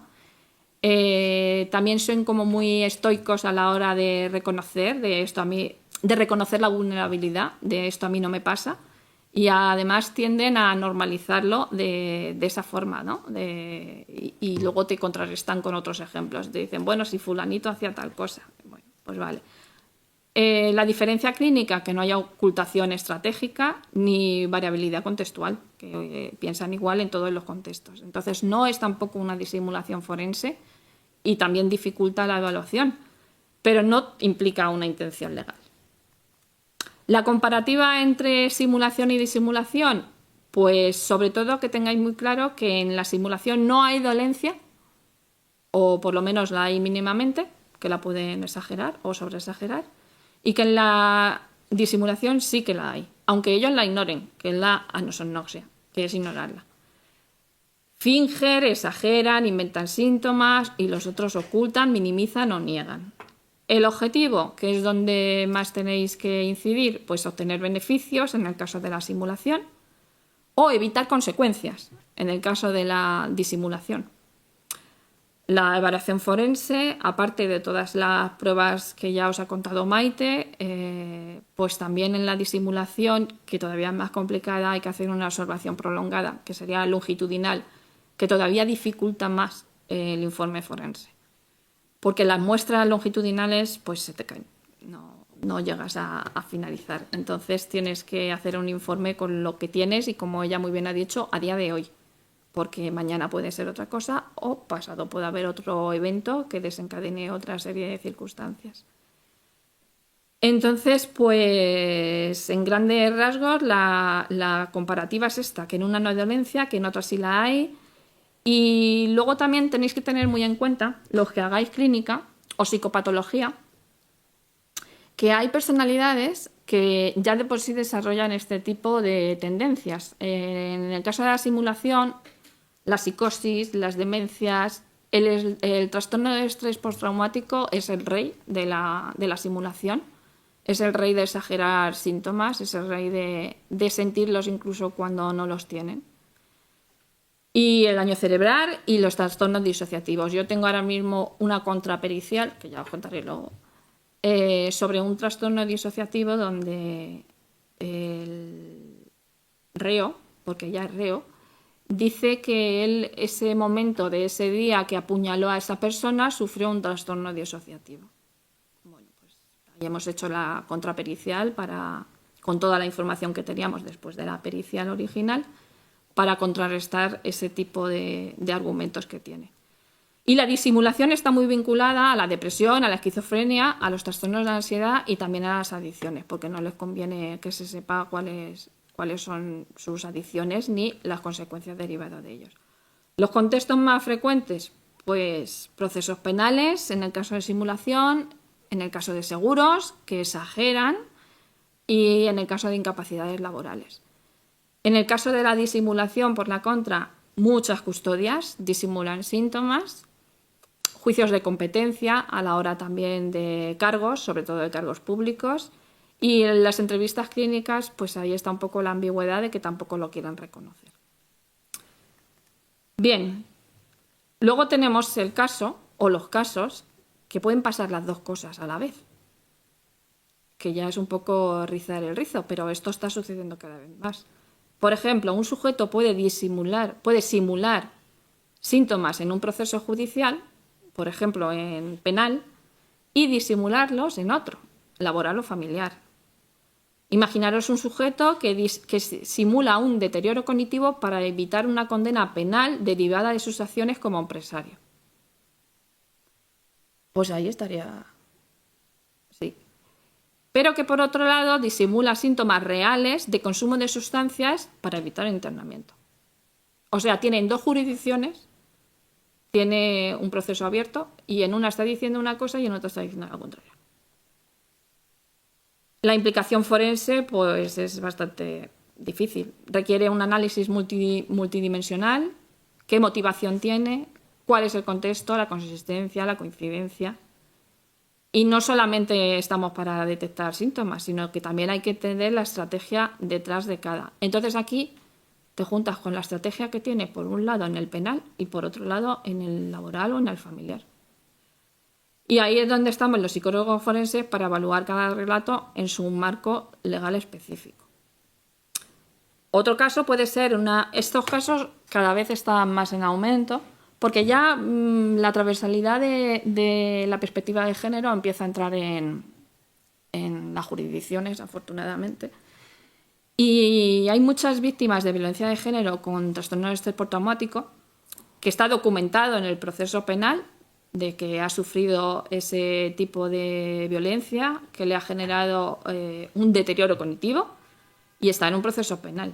Pero tiene miedo a iniciar también el proceso civil paralelo por la custodia de sus hijos, porque así, disimulando síntomas, siente que no va a tener una valoración negativa en sus competencias parentales para ostentar la custodia que puede estar en ese momento en el juzgado del procedimiento civil. Entonces, como veis, se puede dar todo a la vez. Luego, por otro lado, como os he dicho antes, están los contrainformes forenses. Si no teníamos poco ya con los normales, por otro lado nos puede llegar el caso de que nos encarguen que hagamos una evaluación del caso después de haber tenido una evaluación por otro profesional distinto que elaboró el informe original. Y normalmente esto ya viene de parte. El objetivo, revisar que se haya hecho el informe pericial primero, original, con la metodología adecuada y las conclusiones acorde al proceso inicial. Detectar sesgos, porque también los tenemos, porque se nos puede escapar cualquier cosa. Errores o inconsistencias. Y ofrecer una segunda también opinión técnica que puede confirmar o matizar o contradecir el informe previo. La perspectiva es alternativa y sobre todo cuando puede haber casos de simulación o disimulación. Antes se me ha olvidado deciros que en la simulación o en la disimulación también puede haber influencia de terceros, porque muchas veces sucede que los propios abogados son los que inducen un poco a que se proceda de esa forma. Yo pienso que no todo vale y que cada uno tiene que ser profesional en su área, pero bueno. Entonces también puede haber una disimulación o simulación a instancias de terceros.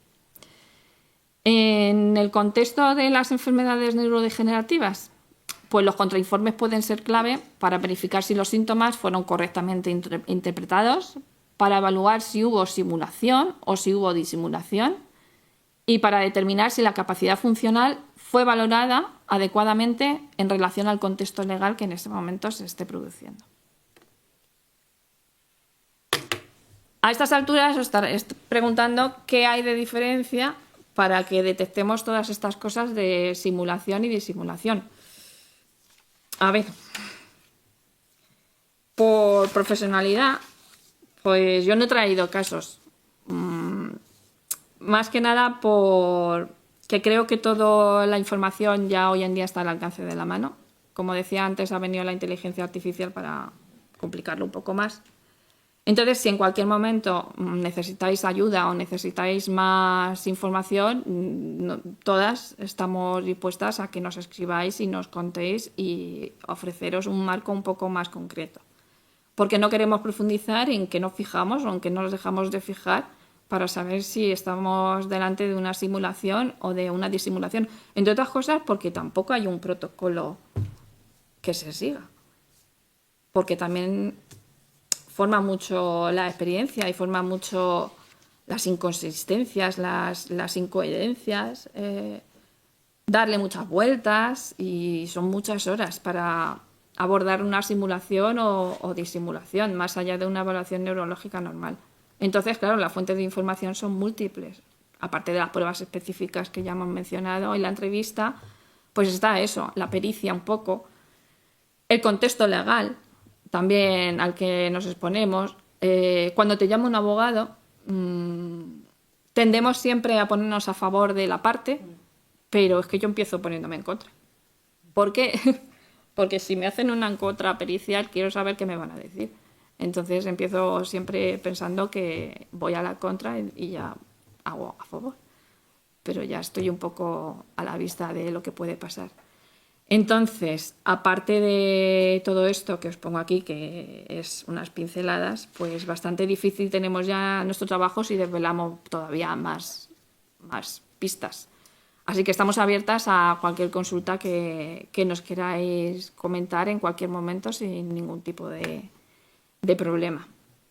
Y ya está, y ya he terminado. Así que espero que os haya gustado. Si tenéis alguna duda, se me ha olvidado un montón de cosas probablemente. Sí. Porque esto es un desafío y contároslo es, yo qué sé, es que... Es un desafío. Es que imaginaros que os tenemos que contar No. el Juego de Tronos en 10 minutos. No, a ver, yo me voy a quedar, mira, para las que sois estudiantes, a ver, que no solamente tengáis en cuenta, como ha dicho muy bien María, el marco clínico. Es verdad que dice, bueno, ser psicóloga forense con ser clínica y luego hacer el máster. Fijaros lo que os he dicho yo antes, me ha llegado un tema te llega un tema de niños, de estos de custodias o tema, y tienes que también formarte a nivel jurídico. Porque además luego trabajamos, o sea, fíjate, es que lo ha dicho muy bien María, a nivel clínico tenemos que saber muy bien las psicopatologías. O sea, es verdad que ahí tenemos que estar muy bien formadas y saber que no nos van a engañar, ¿no? Eso es bonito, ¿no? O sea, quiero decir que esa es la parte bonita. Pero es verdad que luego también tenemos que trabajar, si es de parte, lo que ha dicho ella, con temas legales, abogados, aspectos jurídicos. Entonces siempre... pero es que de ahí, de lo que estaba contando María, yo empecé eso en clínica, luego en forense y ahora estoy en criminología, porque es que me empezó también a rayar un poco todo este tema de por qué... Y entonces me di cuenta, los tres estudian, ¿no? En el tema, lo que influye, lo ha dicho ella también, los trastornos de personalidad. O sea, es que no os podéis imaginar cómo están también, igual que bueno lo que ya has comentado, el tema de esquizofrenia, o sea, psicosis, tema, ya lo he dicho también, depresiones, etcétera, pero no os podéis imaginar trastornos de personalidad, porque además que sepáis que 1 de cada 10 tiene un trastorno narcisista, y un trastorno narcisista da a todo, es que me estaba acordando, bueno, claro, ahora de la carrera, o sea, es que tiene y es toda que además, la... El narcisista, como te venga una pericial... Claro, o sea, él se cree sus propias mentiras, para que lo entendáis. O sea, se las va a creer. Es el enfermo patológico. Y es que, os lo digo, o sea, 1 de cada 10. No quiero entrar en política ni en temas bancarios. Tenemos el ejemplo de Mario Conde. Antiguamente, bueno, muchas no habríais nacido, pero es el ejemplo de narcisista. O sea, y es que se cree, o sea, lo que estaba haciendo se cree que estaba bien hecho. O sea, imaginaros vosotros en el puesto de psicólogo forense que tenéis que evaluar. Entonces, por ahí yo empecé un poco Entonces, siempre tener muy en cuenta, como ha dicho ella, los objetivos y el contexto. Qué importante es decir, no solamente es verdad que nos sentimos muchas veces ninguneados por los abogados porque piensan que saben más que nosotros y que de lo suyo, efectivamente, pero que nosotros también tenemos que mantener todo esto y mantener los límites, que es muy importante, que a lo mejor ellos a nivel legal, eso de lo que hablábamos antes, jurídico, económico, saben mucho, pero a nivel de demencia nosotros sabemos más, o de trastornos de personalidad. Pero es verdad que es una conjunción de todo, ¿no? Entonces, pero es muy bonito. O sea, yo digo muy bonito, muy costoso también muchas veces. Es mucho tiempo el que te lleva, ¿no? Y luego siempre está, como dice María, el miedo a no equivocarte, porque es Hombre, algo se te escapa. Se te escapa siempre. Es verdad. Y luego que hay casos muy sangrantes también. También es muy difícil en un caso no verte reflejada. Entonces hay casos y casos que tienes que saber cuáles coges, cuáles no, cuáles derivas, cuáles piensas que... Yo ahora mismo, si tuviera cualquier demencia, yo se lo daba a Maite. Entonces no... Pero si hubiera cualquier cosa relacionada con civil o te lo daba a ti. O parental o eso, bueno, o organizacional, me lo quedaba yo. Claro. Entonces es un poco que al final no podemos llegar a todo. Igual que cuando haces medicina, al final tiene que haber varias especialidades, pues también dentro de forense tiene que haber, al final te tienes que decantar porque si no te vuelves loco y que no puedes llegar a todo y no lo puedes hacer todo bien. Entonces, luego hay otro aspecto que también quería comentaros, que es muchas veces vas haciendo una evaluación buscando una cosa, buscando entre comillas, ¿no? O como decía Maite, inducida buscando una cosa y de repente te encuentras otra. Yo sé el caso de una familia con 3 hijos que querían internar al padre y tener ya poder hacer uso y disfrute del patrimonio.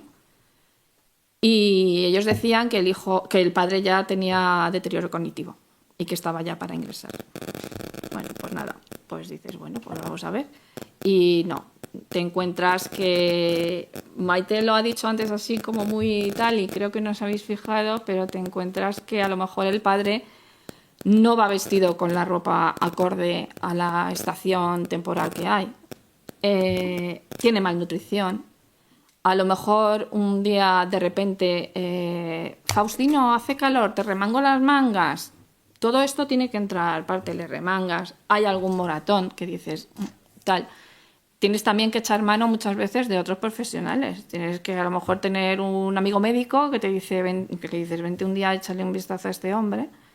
Y lo del exceso de medicación. Es muy común el exceso de medicación en la tercera edad. Muy común. Pues los tienes tranquilos, los tienes callados, no molestan. Y están de casa en casa, que han perdido completamente su autonomía y les han relegado a ser niños pequeños. ¿Qué sucede?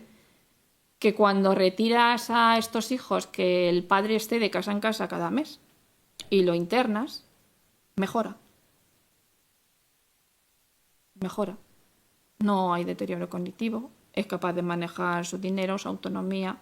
Todo lo que alegaban ellos que no era capaz porque le tenían infantilizado, porque también estábamos rozando el maltrato. Entonces, pues hay ese tipo de casos, que por eso digo que el lado oscuro de la psicología forense es difícil. Y hay que hacerlo. Y claro, por eso las contrapericiales también son importantes. Y también hay que estar muy formado en las periciales para luego cuando te vengan las contrapericiales. El caso del empresario de la pareja esta empresaria que has dicho, no sé, me he ido al baño, no sé cómo ha terminado. No, estoy con ello. Sí, todavía estoy en las entrevistas, bueno, estoy analizando ahora los datos, pero bueno, lo que comentaba era que es verdad que a nivel... ¿Pero a ti te lo ha encargado el hijo? No, la abogada. ¿La abogada del hijo? Pues a lo mejor la abogada. pericial al hijo. De ellos. Pero es muy curioso, porque ellos no sabían por qué yo estaba yendo a su casa. Es también muy curioso. Ellos pensaban que yo iba como psicóloga clínica bueno, pues a estar un rato con ellos, no sé qué. Claro, yo les preguntaba, ellos, claro, muy amables y tal. Claro, hasta que yo un día dije, oye, Eva, que es la abogada, digo, necesito hablar contigo porque estas personas están bien. Claro, a mí Claro, yo cuando se pone... Bueno, esto sí que tiraron del listado, ahora que lo dices. Ella, es verdad, esta me llamaron de parte, pero utilizaron el listado del colegio, es verdad. Porque yo dije, ¿por qué has dado conmigo? Es verdad, por el listado, da igual. Y dije, tengo que verte porque, a ver, estas personas yo las veo muy bien, o sea, dentro de su edad y de lo que hemos hablado, yo las veo que están muy bien, ¿no? Y con todo, además, lo que han pasado, me están contando lo que han pasado. Yo también, hombre, eso también es bueno cuando vas también de tabla rasa, como yo digo, sin ningún sesgo. Y te encuentras esto, ¿no? Porque también es más fácil de evaluar cuando ya te han contado un poco lo que estás diciendo, ¿no? Que tienes que hacer esto, ¿no? No, pues yo me encontré, pues eso, una pareja que muy bien, Y entonces ya cuando hablé con ella, ya me dijo, bueno, ¿te has enterado ya de lo que hizo el hijo? De sí, en la situación que les ha dejado y tal. Bueno, pues ahora lo que queremos es el tema del testamento, ya me lo dijo ella. Entonces, pero ellos, los padres, el otro día, yo se lo pregunté, justo el último día que estuve con ellos, digo, vosotros no sabéis realmente por lo que estoy aquí. O sea, y me dijeron, no. Pero es verdad que una vez, un poco así hablando y tal, bueno, y el testamento, y ya dijo el padre, yo no quiero que él se quede con nada. Dije, vale, ya, o sea, ya empieza a salir un poquito esto, pero es verdad que ellos no están sesgados en ese sentido, ¿vale? Estoy haciendo, entonces, es verdad que a nivel psicológico ella fundó la empresa y está más... Pero es que ahí está mezclada la índole emocional. Claro, pero es que tengo que evaluar todo. Si las 2 horas me tengo que... No, si ya no, además ya terminamos, sí. Quería hacer la pregunta entre la dificultad en hacer un diagnóstico diferencial con demencia o incipiente demencia con depresión a unas edades ya avanzadas, porque los síntomas se pueden, pues tanto el deterioro, pérdida de memoria, hay dificultad ahí, cómo hacer ese diagnóstico, hay mucha dificultad. Pero ¿verdad? la entrevista y lo que hablamos, la forma de hablar, cómo se desenvuelven, cuando hay unos temas y ellos se implican más que en otros, como cuando tocas ciertos temas, a ver, por ejemplo, lo que estoy diciendo, al principio yo las 3 primeras entrevistas no sabía muy bien a lo que iba, ¿no? O sea, bueno, estoy preguntando, antecedentes, temas y tal, y ellos ahí te hablan de lo felices que han sido, por ejemplo, y de lo que han conseguido, pero en cuanto viene, claro, el tema tal, ahí ya cambian la actitud y ahí ella es cuando ya te empieza a decir, es que esto nos ha quitado el sueño, mira, y te voy, y además ella dice, yo para quitarme la ansiedad y tal, de lo que sufrí, del sufrimiento, mira, empecé a escribir y empiezas a leer lo que ha escrito. Y entonces ahí ya también, eso te da mucha información, ¿no? Porque eso no te lo va a dar cualquier persona, mira, ha hecho un diario desde después de lo que ocurrió, ¿no? Porque además ella es muy creyente, otra de las fortalezas, ¿no? O que lo podemos utilizar, entonces muy creyente. Entonces ella está utilizando también esa fe que ha sido de alguna manera vulnerada, ¿no? Para escribir cómo se siente, y entonces ahí ya sí que ves, no la depresión, porque si ella no tiene una depresión ni un deterioro, diríamos tal, pero sí que se siente ahí como que su vida ha sido trastocada, vamos a decirlo así.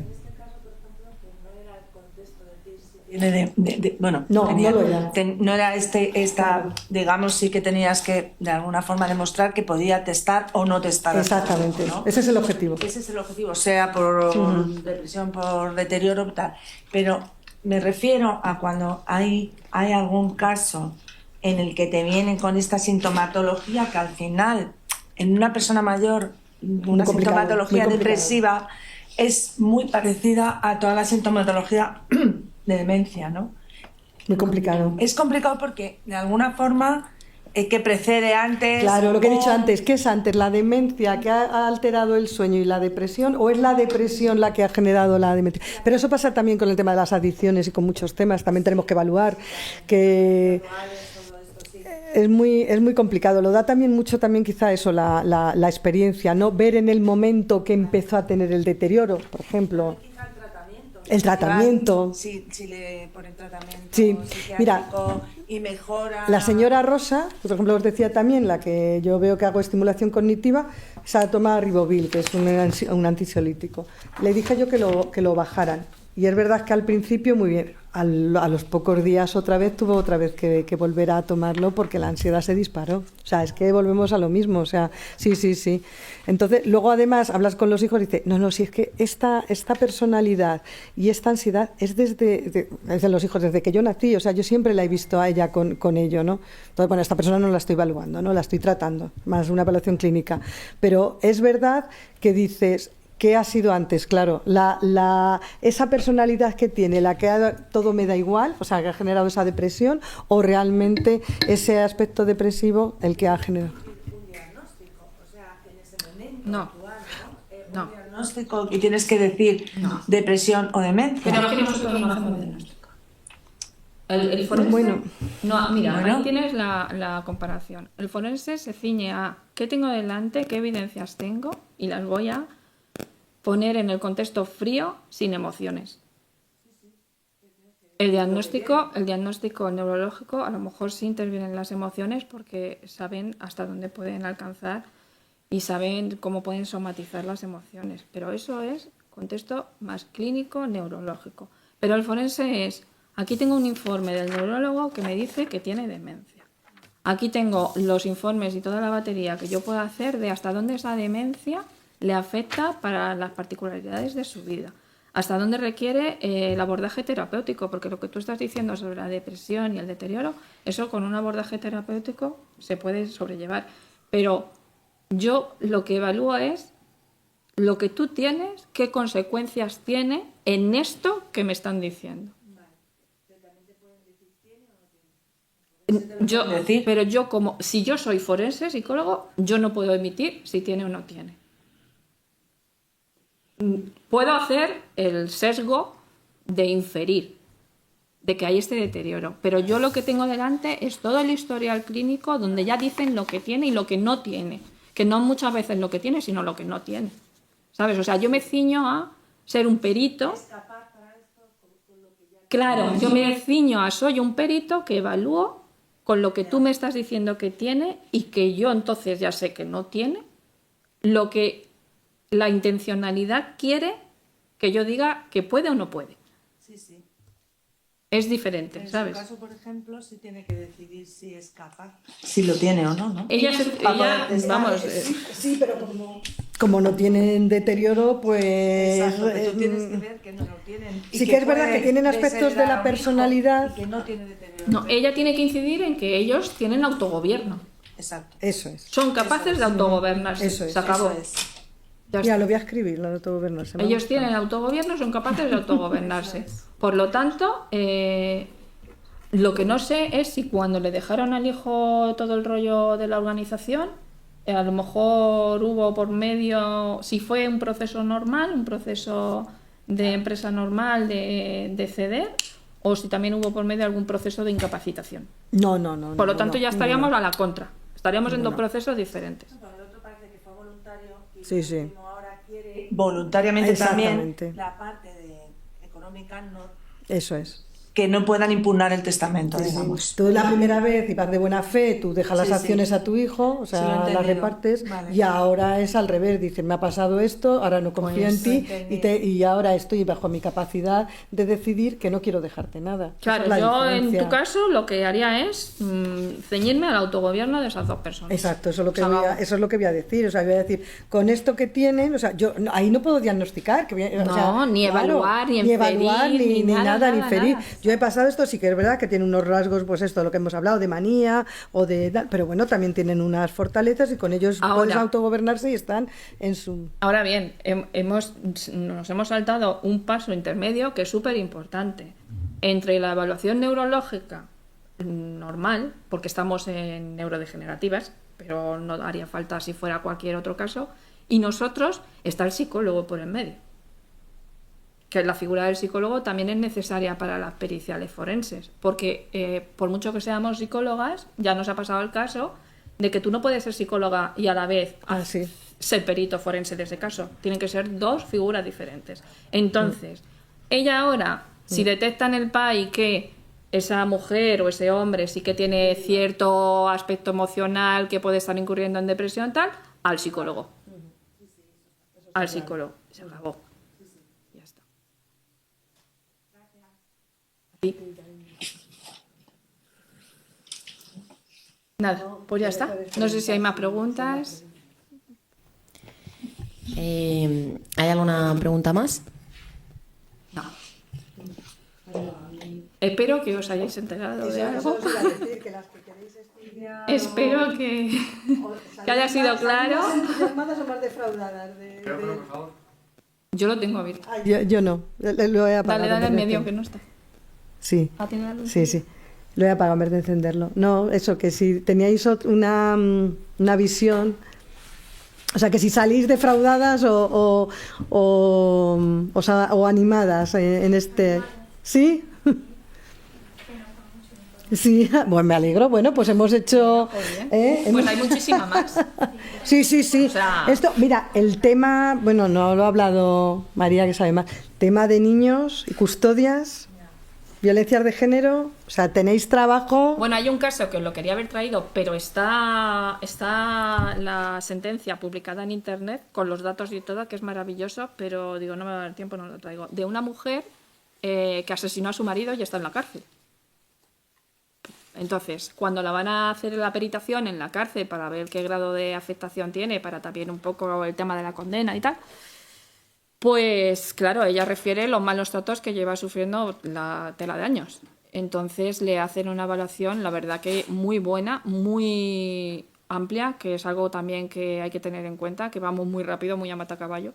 Y sí que le hacen una evaluación muy profunda y entonces ahí se dan cuenta, sobre todo con las técnicas de neuroimagen, que ella tiene una afectación cerebral derivada de los malos tratos. ¿Vale? Eso fue un eximiente para la condena. O sea, puede haber deterioro. Por eso yo al principio puse enfermedades neurodegenerativas, pero también deterioros, porque pueden ser adquiridos. El boxeador, pues todo esto, el tema del estrés postraumático, los golpes por violencia de género. Y ya te digo, es una evaluación muy bien, pero que ahí está. Entonces también cuenta un poco la profesionalidad de cada uno, de cada forense, donde quiera profundizar y donde quiera llegar. Y como profesionales, bueno, yo con Maite a muerte desde hace muchos años, para nosotras no todo vale. Y que nos llamen de parte y nos ofrezcan el oro y el moro por eso, no todo vale. Entonces sí que todavía tenemos valores y principios. Nada, nos ponemos a vuestra disposición. Me han dejado los teléfonos, todo lo que necesitemos, los teléfonos, los datos, todo lo que necesitéis, el grupo. Hasta luego, gracias. Aquí están compañeras del grupo, varias, entonces, bueno, cada una, ya os digo, en la jornada además va a haber también abogados, el viernes que viene. No, el 14. El 14, a mí no me da la vida. Sí, lo que pasa que Lo que pasa que ya hay lista de espera. ya no hay plaza, pero este sí que va a ser online. Entonces, entra información que lo tienes anunciado. La que viene, la del 14. No es la Semana de la Ciencia. No. El Es algo 14. específico de toda la mañana de psicología forense. Es toda la jornada de entonces va a haber abogado, vamos a hablar también, sí, de laboral, vamos a hablar un poco. Habla con formación por si se queda alguna plaza libre, pero se va a grabar también, igual que este. Se va a grabar. Y se van a tocar muchos palos, entonces, o sea, muchas áreas. Gracias, me alegro. Pues nada, gracias a vosotras por estar aquí. Gracias.